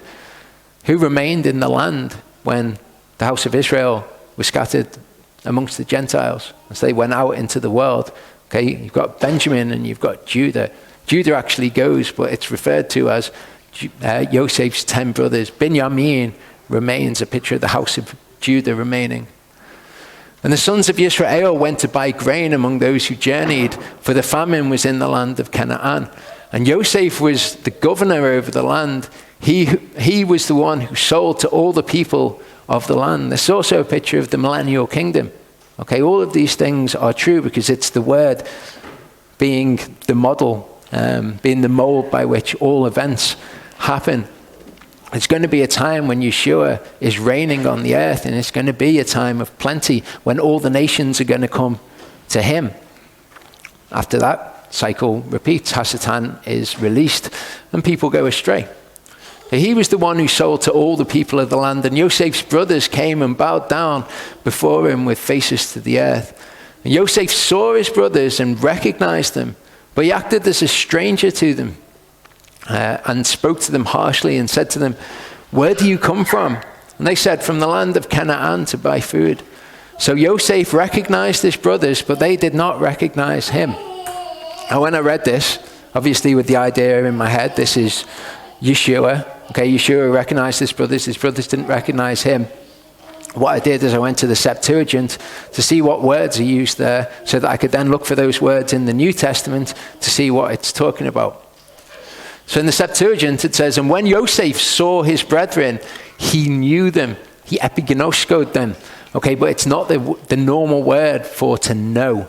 Okay, it means, as the Hebrew word's translated here, recognize. Okay, to just know someone is different than this idea of recognizing them. Okay, but when he saw his brethren, he epigenoskoed them and estranged himself from them, which we'll look at, spoke hard words to them and said to them, whence are you come? And they said, out of the land of Canaan to buy food. And Yosef epigenoskoed his brethren, but they epigenoskoed not him. So what's going on? The word epigenosko, this is how it says it's used in the Bible. It says to become thoroughly acquainted with, to know thoroughly, to know accurately, to know well, to know, to recognize is really how it's most commonly used. Okay, to perceive who a person is, to know, i.e. to perceive. And this word is used, obviously in the physical circumstance here. He didn't His brothers didn't recognize him, but he recognized his brothers. But there's a sense in which this word is used, which is spiritual in its application, and it's to know, to recognize something. When you read the word of Elohim, you recognize something in it. I'll show you. John 10, verse 27 says, "My sheep hear my voice, and I gnosko them." That's the normal word for know. That's to have knowledge of, from where we get Gnosticism. Okay? I gnosko them, and they follow me. Romans 8:29, there's another version of this gnosko word. Because those whom he knew beforehand, to know beforehand is to prognosko. Okay? He also ordained beforehand to be conformed to the likeness of his son, for he to be the firstborn among many brothers. It's an interesting thing there. For him to be firstborn among many brothers is worth mentioning at this point. Yosef is often a reversal of Yeshua. And the problem that we have with Yosef is he is treated as the firstborn among many brothers, when in fact he's not. He's the youngest. Yaakov's got a problem, hasn't he, with the youngest and giving the younger before the firstborn. And he does so with Yosef. In Matthew 11, 26 to 27, we're going to see this word, epignosko, to recognize. "Yea, Father, because so it was well-pleasing in your sight. All have been handed over to me by my Father, and no one epignoskos the Son except the Father, nor does anyone epignosko the Father except the Son." To recognize, to understand, to really truly perceive, except the Son, and he to whom the Son wishes to reveal him. Okay, he epignoskos the brothers. They don't epignosko him, but then what does he do? When do they epignosko him? When he reveals himself to them. Luke 24, 30 to 31, "And it came to be when he sat at the table with them, having taken the bread, he blessed, and having broken, he was giving it to them. And their eyes were opened, and they epignoskoed him." His brothers epignoskoed him when he revealed himself again. He disappeared from their sight. 2 Corinthians 13, verse 5 says, "Examine yourselves whether you are in the belief. Prove yourselves, or do you not epignosko yourselves?" It's not really, do you not know yourselves? It's, do you not recognize yourselves that Yeshua Messiah is in you? Colossians 1, 3 to 6 says, "We give thanks to the Elohim and Father of our Master Yeshua Messiah, praying always for you, having heard of your belief in Messiah Yeshua and of your love for all the set-apart ones, because of the expectation that is laid up for you in the heavens, of which you have heard before in the word of the truth of the good news, which is come to you, as also in the world it is bearing fruit and growing as among you, since the day that you heard it and epignoskoed the favor or the grace of Elohim in truth." When they've read the word, they have epignosko, they've recognized the grace of Elohim in truth. 1 Corinthians 13, 9 to 12. It's interesting. He says, "For we gnosko in part," we know, we have knowledge of in part, "and we prophesy in part. But when that which is perfect has come, then that which is in part shall be inactive. When I was a child, I spoke as a child, I thought as a child, I reasoned as a child. But when I became a man, I did away with childish matters." So he's talking about how things will be in the future. Okay, and us at the moment, we're like children, but it'll be different in the future. We gnosko in part. "For now we see in a mirror dimly, but then face to face. Now I gnosko in part, have knowledge of in part, but then I shall epignosko." I shall recognize, I'll understand, I'll perceive these things as I have been epignoskoed. Okay, again, he epignoskoed his brothers, but his brothers did not epignosko him. 2 Corinthians 1, 12 to 13 says, "For our boasting is this, the witness of our conscience, that we've behaved ourselves in the world in simplicity of sincerity of Elohim." That's an amazing boast. Our boast is this, that our conscience, it says that we've behaved properly towards Elohim. Not in fleshly wisdom, but in the favor of Elohim, and much more toward you. "For we are not writing any other matters to you than what you read or epignosko." Okay, we're not saying anything to you other than what you've already read and understood, the word of God. "Now I trust you shall epignosko even to the end. We know, of course, that to some people they're given and it will be taken away. Paul saying, I trust you will epigenosko. You'll recognize these things to the end. In 1 Corinthians 14, 37 to 38, he writes something very similar. He says, if anyone thinks himself to be a prophet or spiritual, let him epigenosko what I write to you, that they're a command of the master. He's saying, we don't write anything to you that you have not read and epigenoskoed. So he's saying, if anyone thinks they're a prophet or spiritual, let them epigenosko that what I write to you, they're a command of the master. And if anyone's ignorant, let him be ignorant, which is an interesting thing to consider when we consider how many people reject Paul. Okay, they reject Paul because they don't epigenosko in his writings the things which are from the Torah and from the prophets. If anyone's ignorant, let them be ignorant. Genesis 47, 7 to 8 then. When Yosef saw his brethren, he epigenoskoed them. He recognized them, perceived them, understood, and estranged himself from them and spoke skleros words to them. Okay, so he epigenoskoed them. He spoke skleros words to them because he epigenoskoed his brethren, but they did not epigenosko him. John 6, verse 60, we see this word skleros used here. Therefore, many of his disciples, having heard, said, this word is skleros. Who is able to hear it? What did the 12 say? They said, where else shall we go? Okay, you have the words of life. But to these people, he spoke hard words to them. And he was still actually estranged from these people. Okay, when Yosef saw his brethren, he epigenoskoed them and estranged. Allotrionto.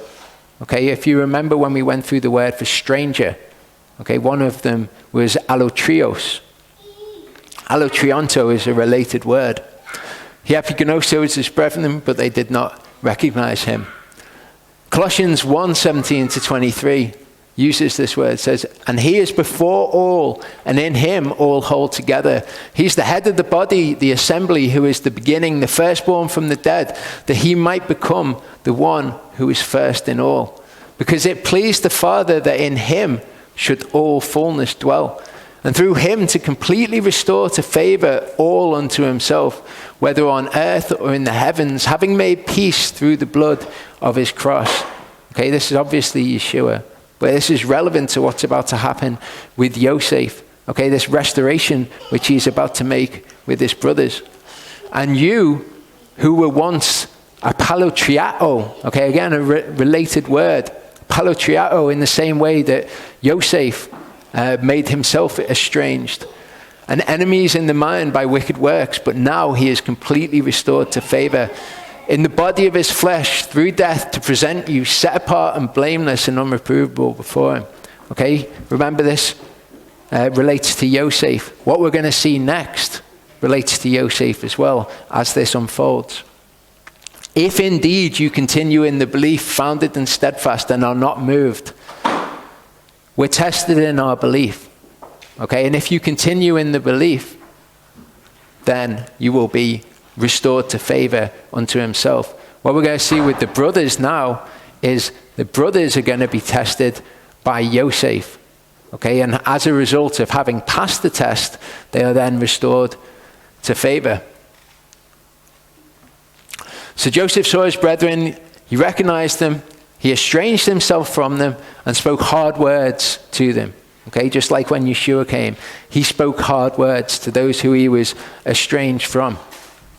And said to them, whence are you come? And they said, out of the land of Canaan to buy food. And Yosef epigenoskoed his brethren, but they epigenoskoed not him. You see how it's all a giant picture of Yeshua. But now bearing those things in mind, that they need to pass the test, or we need to pass the test that we're given as regards faith. Now we can understand what happens after this with Yosef. Yosef remembered the dreams which he had dreamed about them and said to them, you are spies, you have come to see the nakedness of the land. It's not really explained what this actually means. He remembered the dreams he'd had about them. Well, what dreams did he have about them? He had that he was going to rule over them. Okay, so perhaps that directs his actions that he's having now. says, "Your spies, you've come to see the nakedness of the land." And they said to him, "No, my master, but your servants have come to buy food. We are all one man's sons. We are trustworthy. Your servants are not spies." But he said to them, "No, but you have come to see the nakedness of the land." So they're declaring that they're trustworthy before him. And he says, "No, you're spies. We'll see whether you're trustworthy." They said, "Your servants are 12 brothers, the sons of one man in the land of Canaan. And see, the youngest is with our father today, and one is no more." In the Greek it says, one of them doesn't exist. Yosef said to them, "It is as I spoke to you, saying you are spies. By this you shall be proven." Okay, so what are they going to have now? They're going to be proved. How are we proved? It's our faith. "By this you'll be proven. By the life of Pharaoh, you do not leave this place unless your youngest brother comes here. Send one of you and let him bring your brother while you are kept in prison. So let your words be proven to see whether there's any truth in you." Okay, exactly what happens to us. Let our words, when we profess Yeshua, let them be proven to see whether there's any truth in us or not. "Or else, by the life of Pharaoh, you are spies." And he put them all together in prison for 3 days. Yosef said to them the third day, "Do this and live, for I fear Elohim. If you're trustworthy, let one of your brothers be confined to the prison house, and you go bring grain for the famine of your houses, and bring your youngest brother to me, and let your words be confirmed." Okay, that's the word aman, from where we get amen. Okay, it's to confirm something, it's to agree. "And you do not die." And so they did. So they've got a test of their faith. Well, we've got pictured here a test of our faith. Okay? If you're trustworthy, go and do this thing. Do this thing that you're not going to want to do. Your father's certainly not going to want to do it. Okay? And you do not die. You inherit eternal life. They said to each other, "Truly we are guilty concerning our brother. For we saw the distress of his life when he pleaded with us, yet we did not listen. That is why this distress has come upon us." They confessed their guilt. Okay, which is necessary for us. They need to be tested as well as necessary for us. But they confess their guilt. This is something that Elohim says that he's going to require of the 10 tribes, okay, or of his people scattered around the earth, the 12 tribes scattered, okay, that we recognize that the reason that the distress has come upon us is because of our guilt. Reuven answered them, saying, "Did I not speak to you, saying, 'Do not sin against the boy'? And you would not listen. And see, his blood is now required of us." They did not know that Yosef understood them, for he spoke to them through an interpreter. Understand what's going on here. Again, Yosef had no idea that his father wasn't in on this. He had no idea that Reuven stood up for him. He's just learning this information now. And he turned himself away from them and wept, but came back to them and spoke to them. And he took Shelomoh from them and bound him before their eyes. And Yosef commanded, and they filled their sacks with grain, also to put back every man's silver to his sack, and to give them food for the journey. And thus it was done for them. So they loaded their donkeys with the grain and went from there. And as one of them opened his sack to give his donkey fodder at the lodging place, he saw his silver, for it was there in the mouth of his sack. And he said to his brothers, "My silver has been returned, and there it is in my sack." And their hearts sank, and they were afraid, saying to each other, "What is this that Elohim has done to us?" So they came to buy this grain. Okay, and we've seen that the grain is a picture of righteousness, a picture of various other things. Okay, they've tried to buy it with silver. And then they say, when they see that the silver's there and they've not been able to spend the silver on it, they say, "What is it that Elohim has done to us?"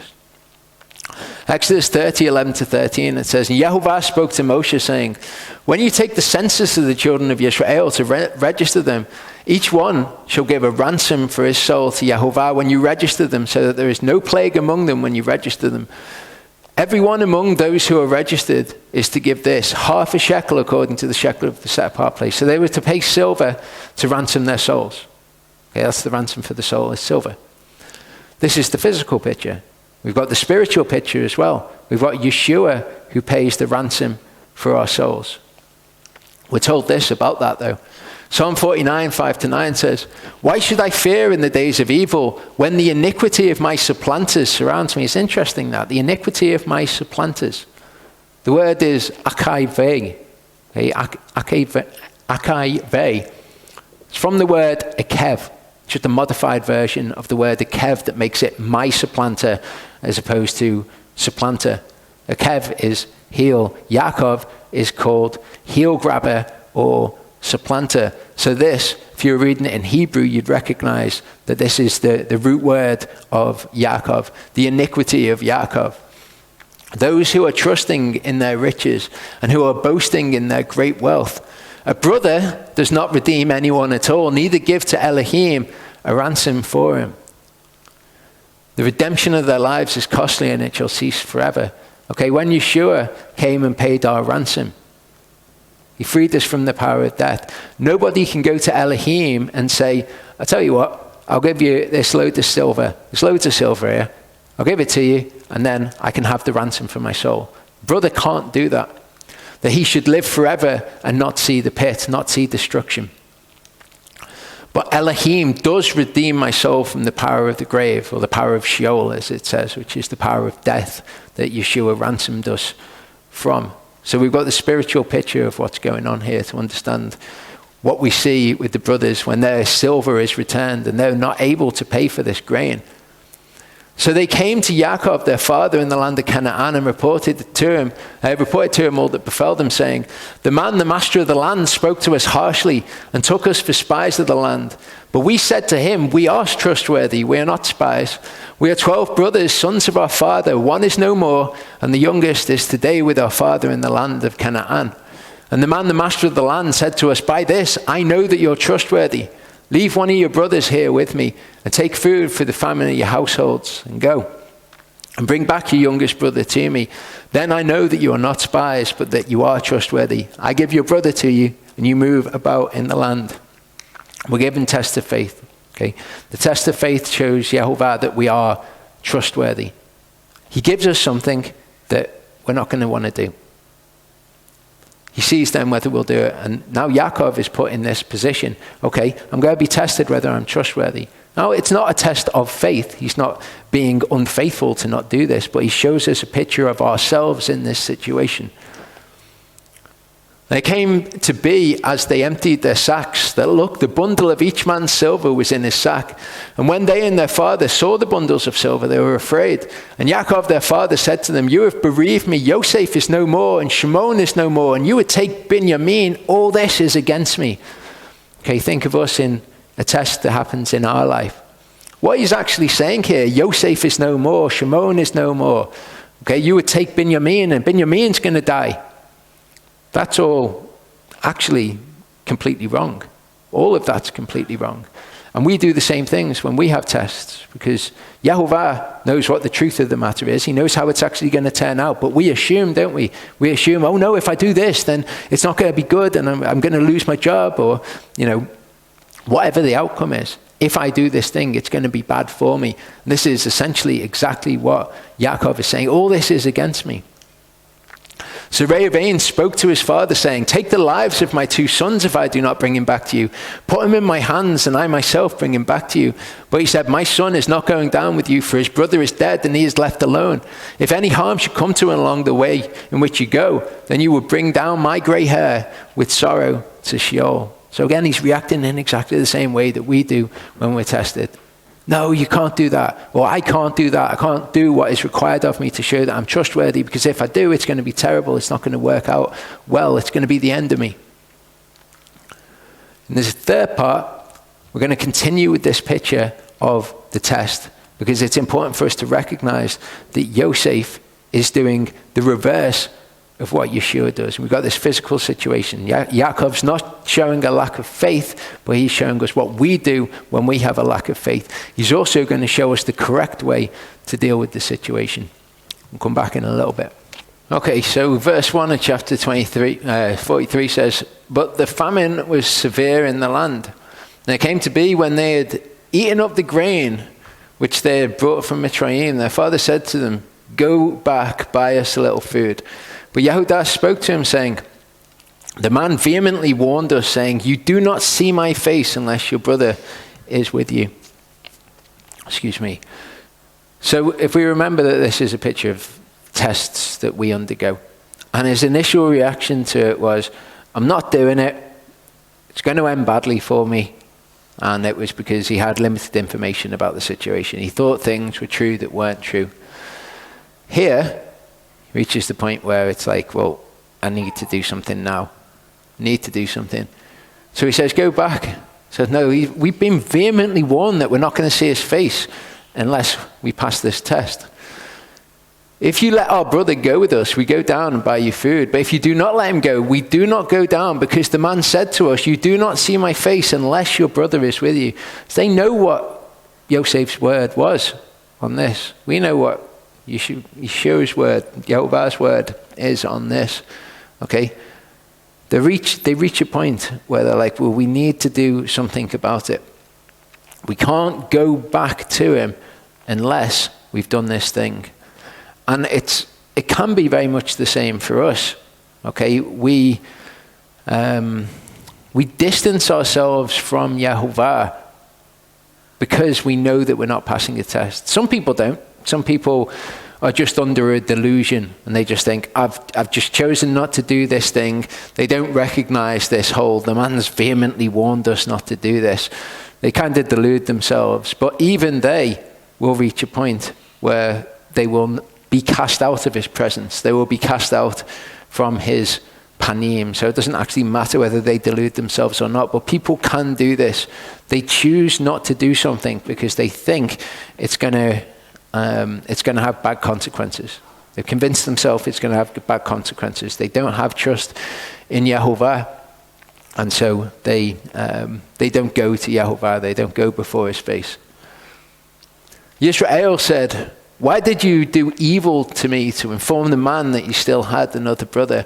And they said, the man kept asking about us and our relatives, saying, is your father still alive? Have you another brother? And we informed him according to these words. How could we know what he would say? Bring your brother down. And Yehudah said to Yisrael, his father, send the boy with me, and let us arise and go and live and not die, both we and you and also our little ones. I myself shall stand guarantee for him. From my hand you are to require him. If I do not bring him back to you and set him before you, then let me bear the blame forever. The word for blame there is actually chata, and it means sin. Okay, so what Yehudah is offering to do here is to bear the sin. For if we had not delayed, truly by now we could have returned the second time. Now we've got Yosef as this picture of Messiah in the particular way that he is, where he does things wrong and then Messiah shows us the correct way to do them. Yehudah is also a picture of Messiah.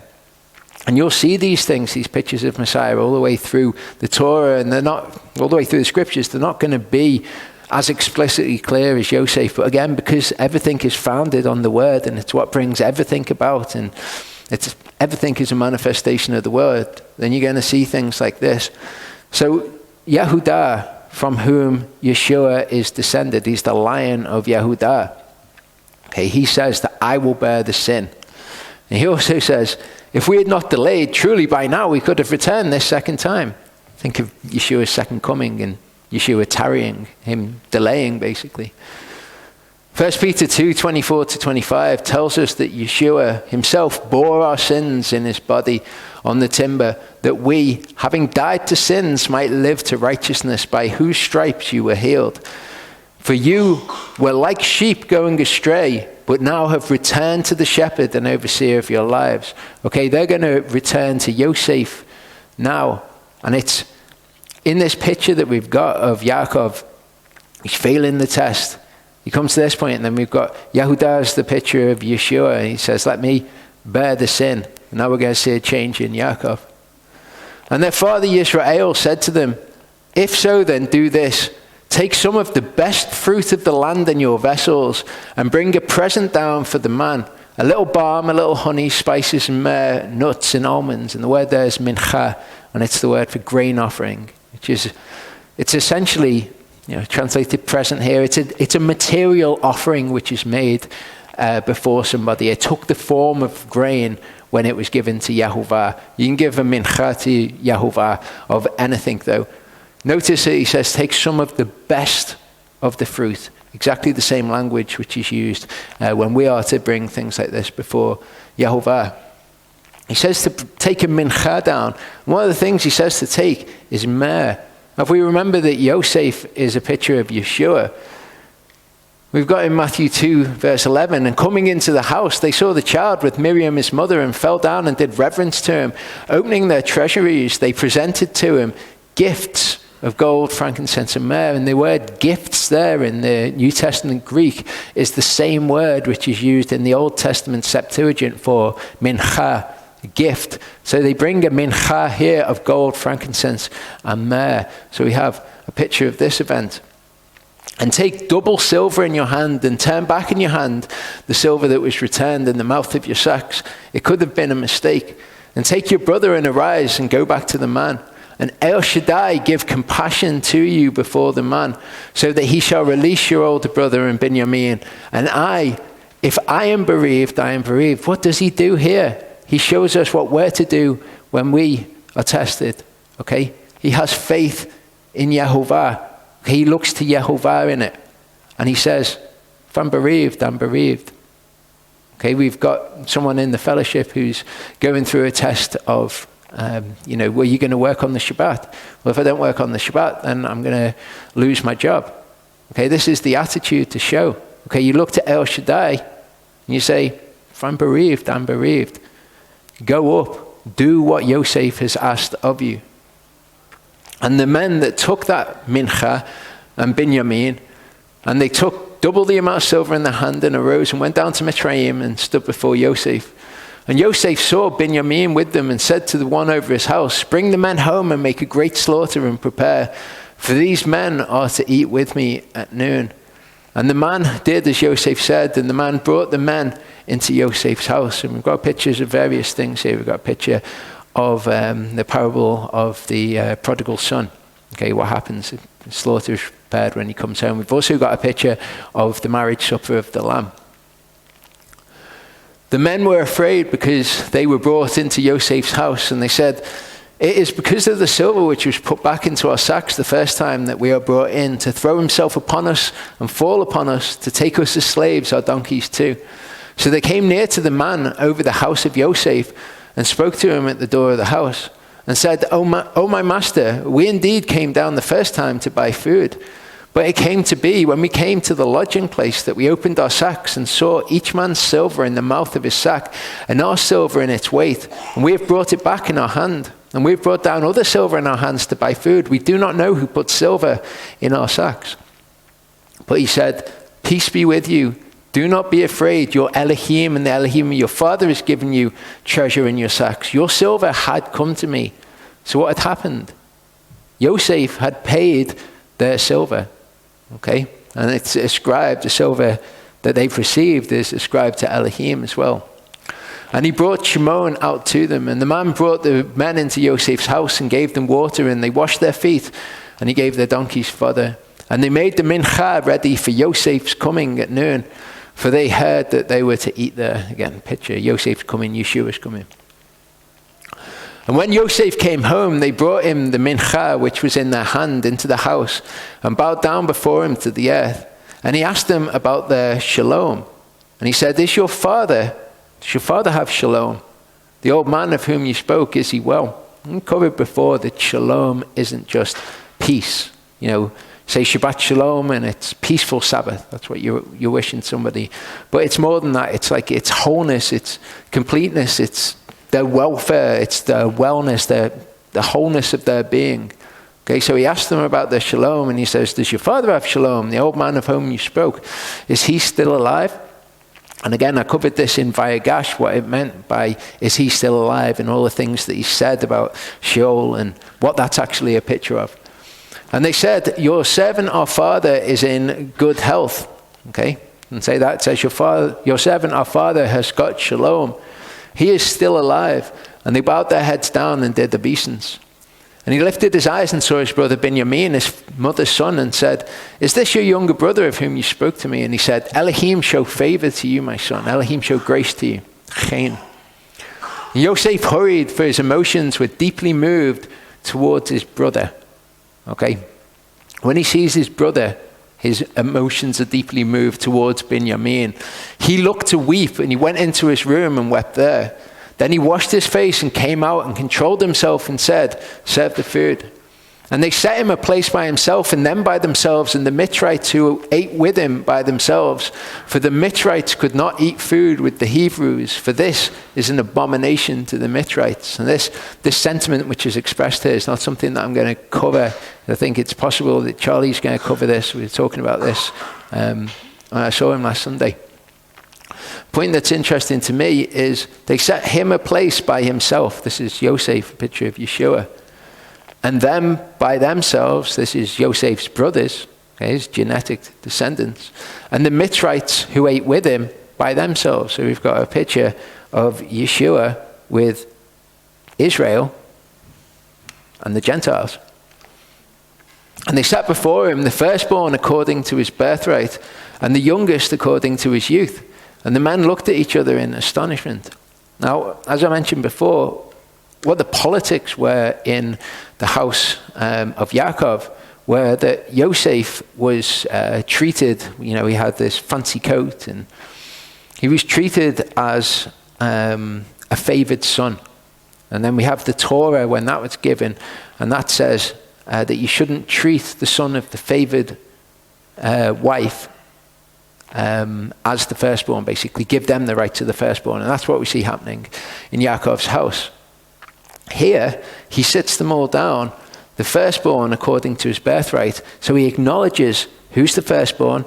It runs all the way down to the youngest, and the youngest is Binyamin. He was the youngest before the birth of Binyamin. So we've got the youngest, okay, and now we see how he treats the youngest in exactly the same way as his father treated him. He took portions to them from before him, but Binyamin's portion was 5 times as much as any of theirs. And they feasted and they drank with him. Remember what's happening here. They're being tested. They've acknowledged their guilt. They've confessed their guilt, but they're being tested to see if they've actually repented, whether or not they're going to do according to the same thing. And he commanded the one over his house, saying, fill the men's sacks with food as they are able to bear, and put each man's silver in the mouth of his sack. It's quite a fascinating thing for him to say. Okay, the food, okay, it's the word of Elohim. Fill the men's sacks with food as they are able to bear. Well, we know to whom much is given, much is required. And we also know that he will not test us beyond what we are able to bear. So put food in their sacks as they're able to bear. Put each man's silver in the mouth of his sack. And put my cup, the silver cup, in the mouth of the sack of the youngest, and the silver for his grain. And he did according to the word of Yosef, which he spoke. So he's setting them up here, and he's going to send them off. And he's going to send his servants to intercept them and find the cup of Benjamin in their sacks. What's he just done? He's illustrated to them, oldest to youngest. Then he favors the youngest, and now he's going to put them in a situation where Benjamin is going to have to be sold into slavery in Mitzrayim, or put in slavery in Mitzrayim. Exact same situation. I spoke, can't remember when it wasn't long ago, but I was talking about the idea that we have not truly repented until we're put into a situation where we can do the same sin again. And I said, I can't think of anywhere in the Word where this is true, but actually going through Genesis this time, there are many places in the Word where that is actually true. So they're put in the same situation where they've got the chance to do the same thing, they've got the same motivations, but they act differently, of course, in this case. As soon as the morning was light, the men were sent away, they and their donkeys. And when they had gone out of the city, not having gone far, Yosef said to one over his house, rise up and follow the men, and when you overtake them, say to them, why have you repaid evil for good? Is this not the one from which my master drinks, and with which he indeed divines? You have done evil in what you've done. So he overtook them and spoke these words to them. They said to him, why does my master say these words? Far be it from us that your servant should do according to this word. See, we brought back to you from the land of Canaan the silver which we found in the mouth of our sacks. How then should we steal silver or gold from your master's house? With whomever of your servants it is found, he shall die, and we shall become my master's slaves. Okay, so they say, whomever it's found, he's going to die.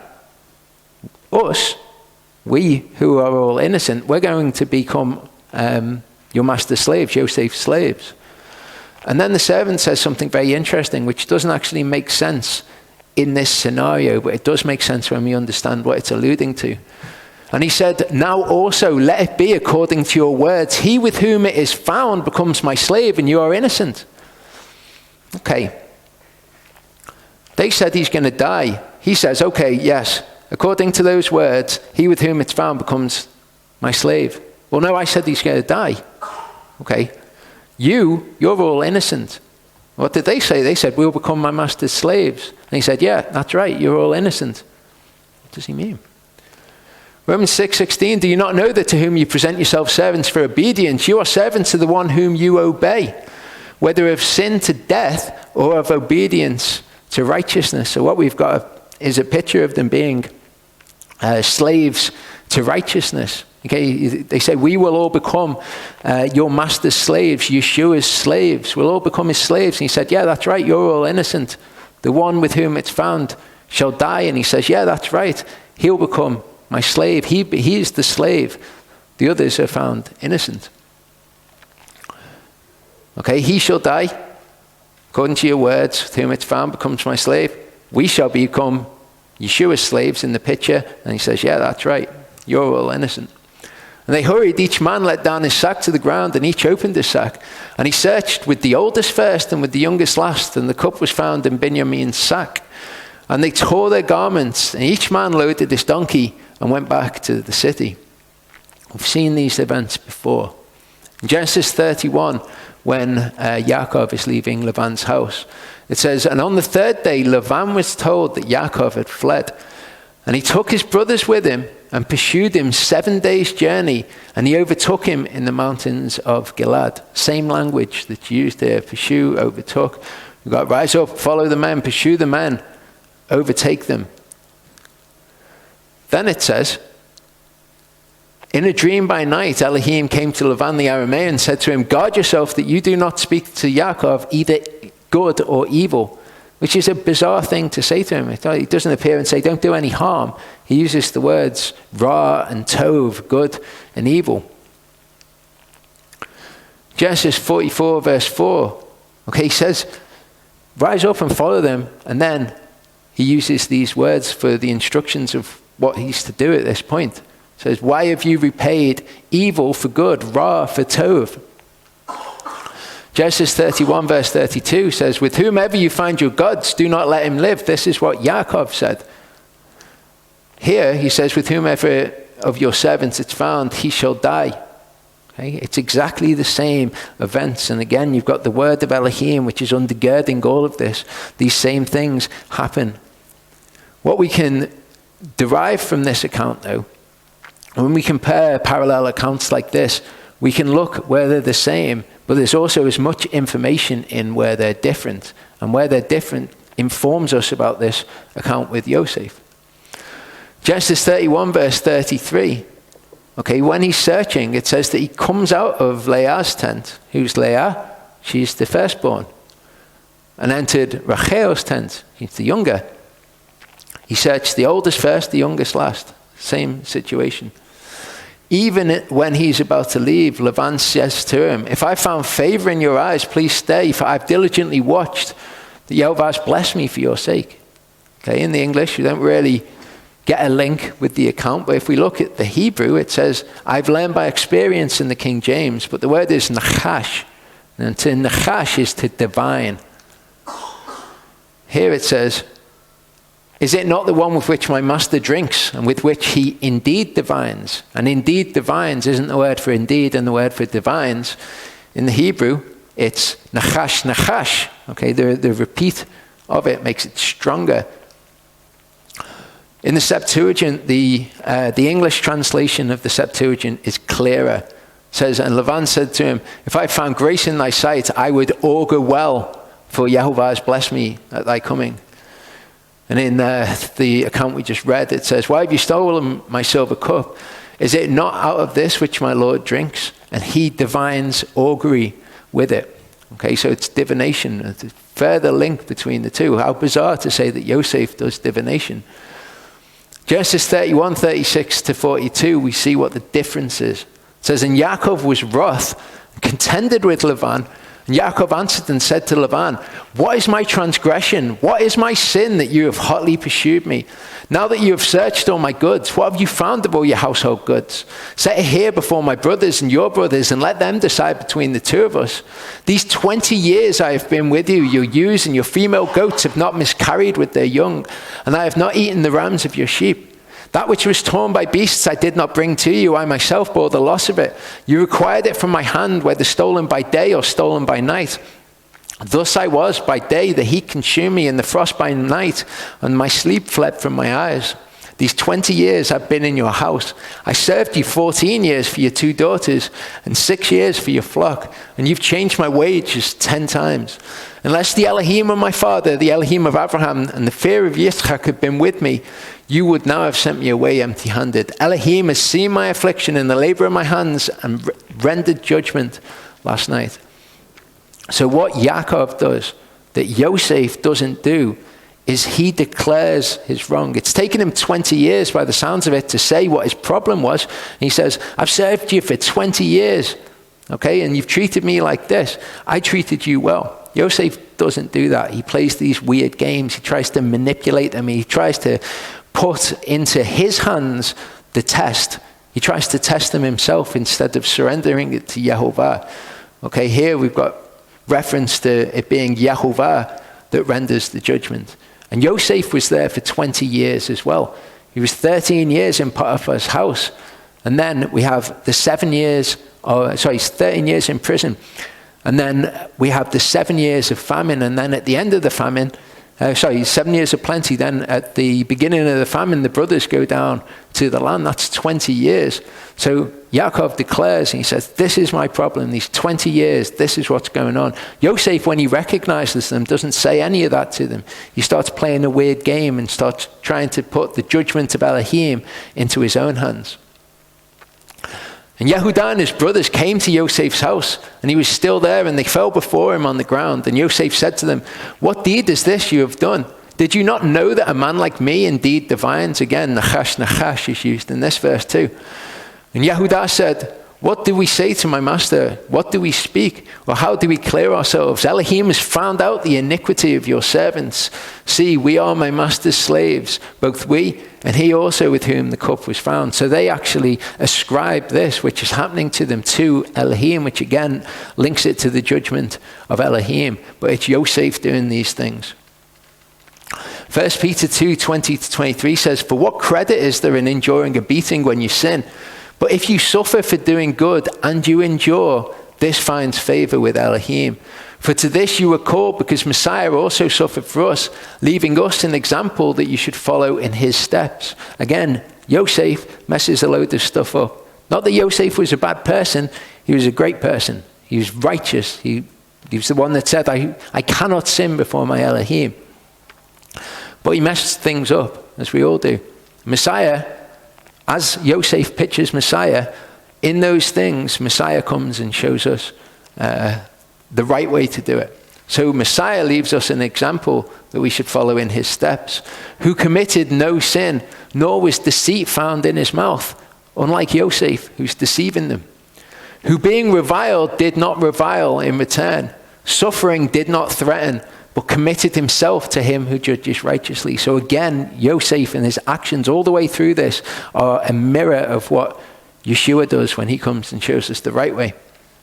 Deuteronomy 32:35 says, vengeance is mine and repayment at the time their foot slips, for near is the day of their calamity, and the matters prepared are hastening to them.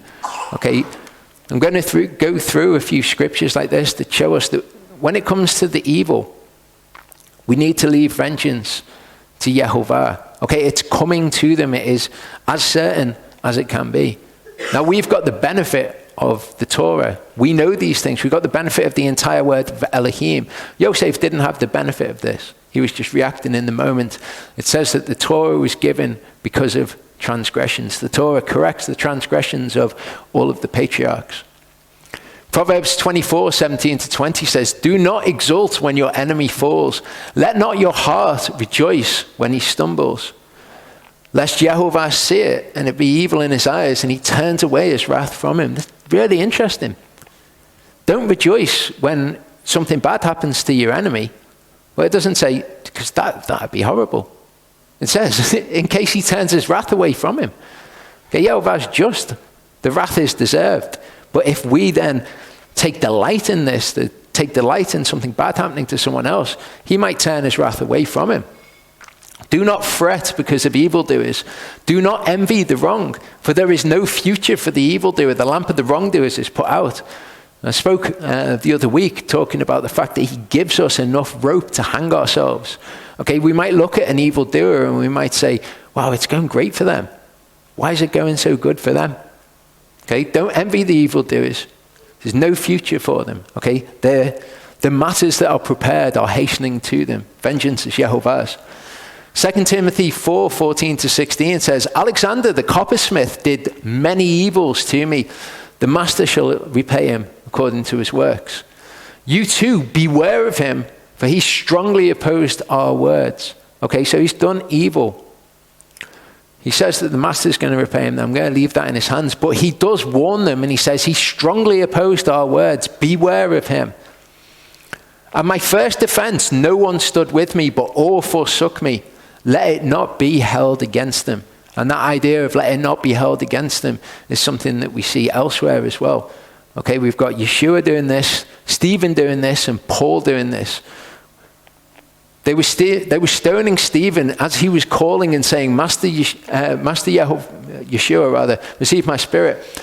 And kneeling down, he cried out with a loud voice, Master, do not hold this sin against them. And having said this, he fell asleep. Yeshua, when they come to the place called Golgotha, they crucified him there. And the evildoers, one on the right and one on the left. And Yeshua said, Father, forgive them, for they do not know what they do. And they divided his garments and cast his lots. And the people were standing looking on, and the rulers also were sneering at them, saying, he saved others, let him save himself, if he is the Messiah, the chosen of Elohim. And the soldiers were mocking him too, coming and offering him sour wine and saying, if you're the king of the Yehudim, save yourself. So he was in this situation, in the face of this great provocation, and he still prays for them. So Stephen prays for them. It's just as Paul's wish or prayer, so to speak, was that it would not be held against them. Matthew 5:43-48 says, you heard that it was said, you shall love your neighbor and hate your enemy. But I say to you, love your enemies, bless those cursing you, do good to those hating you, and pray for those insulting you and persecuting you. Okay, he says this, and then he's not a hypocrite. He goes and he does this because it's the right thing to do, so that you become sons of your Father in the heavens, because he makes his sun rise on the wicked and on the good, and sends rain on the righteous and on the unrighteous. Be like your Father in heaven. Okay, he's not just like that to those who are good, but also to those who are unrighteous. For if you love those loving you, what reward have you? Are the tax collectors not doing the same too? And if you greet your brothers only, what do you do more than the others? Are the tax collectors not doing so too? Therefore be perfect as your Father in the heavens is perfect. Okay, so this is what we see the people doing. We've got examples in the Old Testament which are not good examples to follow. We don't look and go, well, Yosef was doing it, so I'm going to do it. We don't look equally and say, well, David was doing it. You hear David's prayers for his enemies. They are remarkably different from Yeshua's and Stephen's and Paul's. Romans 12:17-21 says, repay no one evil for evil. Respect what is right in the sight of all men. Okay, so if someone does something that is evil to you, you then do not have the right to do something which objectively is evil back to them. If possible on your part, be at peace with all men. That doesn't mean if somebody's not at peace with you, then it's fine for you to not be at peace with them. It means that as long as it's up to you, be at peace with them. But sometimes people are not going to be at peace with you. It's just the way that it is. Beloved, do not revenge yourselves, but give place to the wrath, for it has been written, vengeance is mine, I shall repay, says Yehovah. What did it say that Yeshua was doing? It said that he was putting himself in the hands of him who judged righteously. That's what Paul said that he was doing as well. It's what Stephen was doing. These were people who were being massively persecuted and evil was being done to them. But they prayed for those people and they said, let it be in the hands of Yehovah. Instead, if your enemy hungers, feed him. If he thirsts, give him a drink, for in so doing, you shall heap coals of fire on his head. Just like when it said, don't take delight when something bad's happening to your enemies, because he might turn his wrath away from them. Here as well, it says, look, be good to your enemies. But the reason that it gives is it says, in so doing, you shall heap coals of fire on his head. If he is truly unjust, if he deserves whatever treatment, then that's the treatment that he will receive.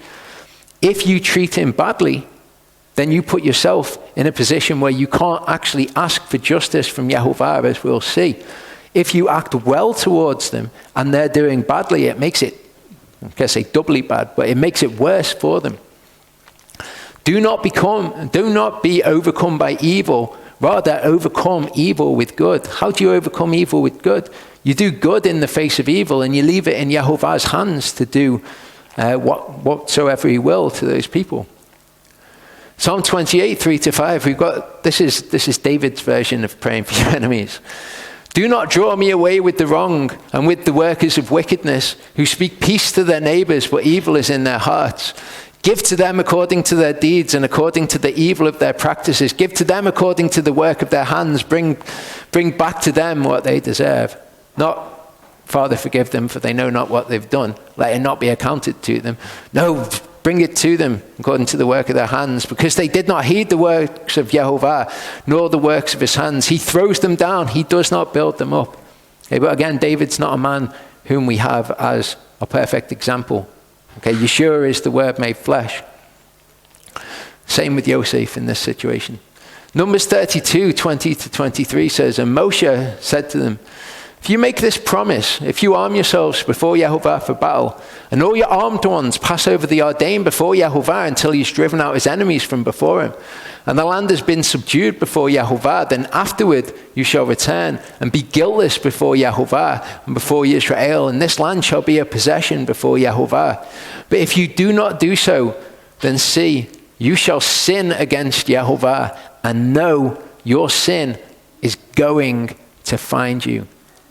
With the evildoers, we can know when we leave them in Yehovah's hands that evil is going to find them.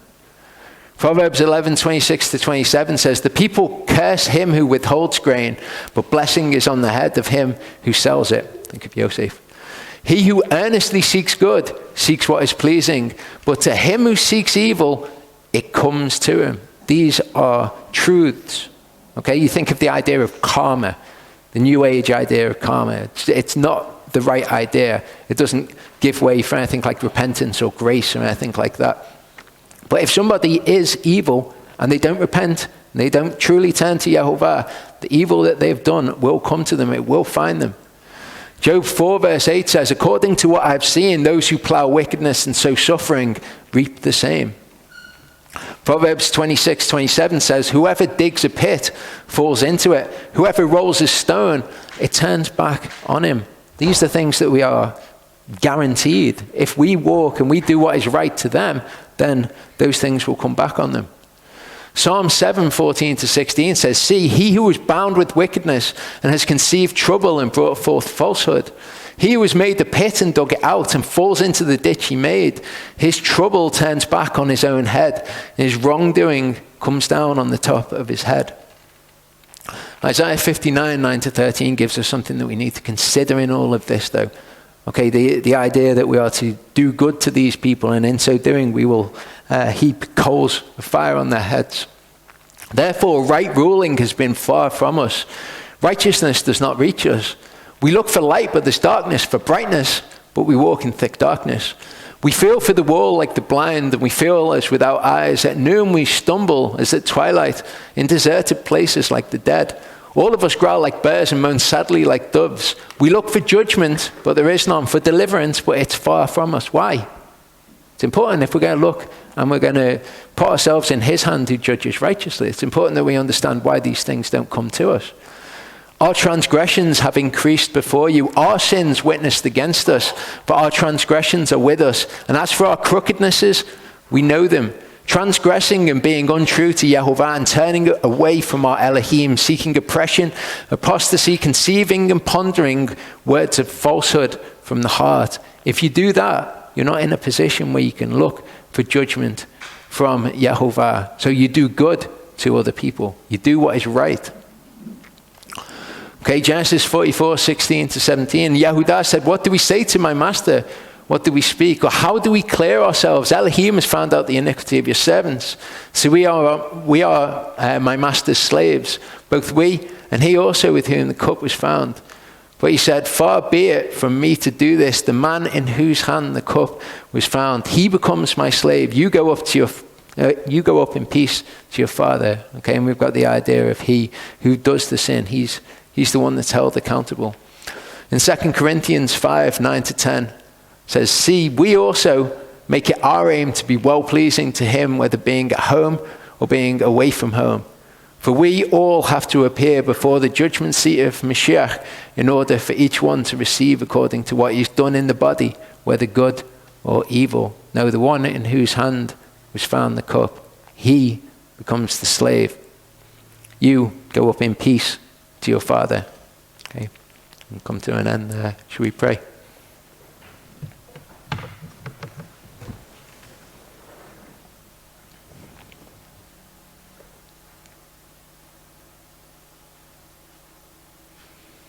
Father, I pray that in the trials and the tests that you send to us, that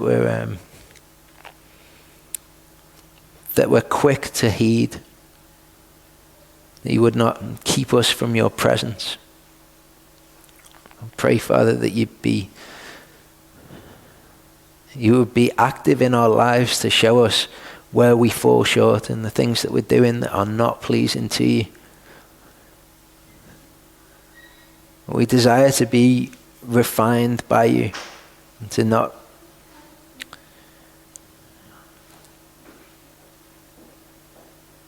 appreciate what it is when you're disciplining us.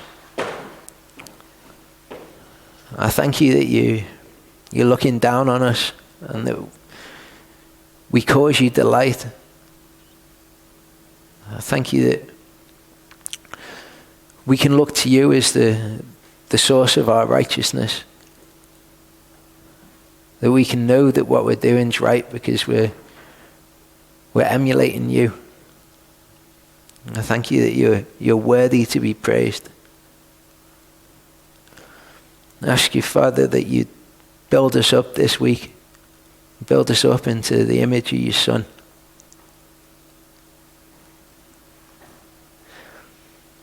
I thank you for the plenty that you bestow upon us. Thank you for the spiritual riches which you've blessed each one of us with. That we can see who you are, that we can see your face.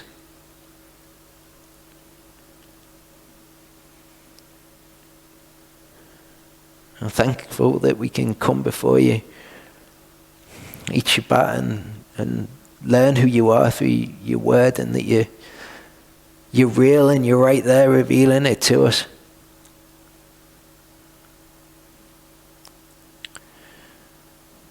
Pray for strength for us to run the race. I pray for your discipline and chastisement in our lives, Father. I thank you that you're there and that you're doing all of this. You brought us all to where we are today. Thank you, Father. Amen.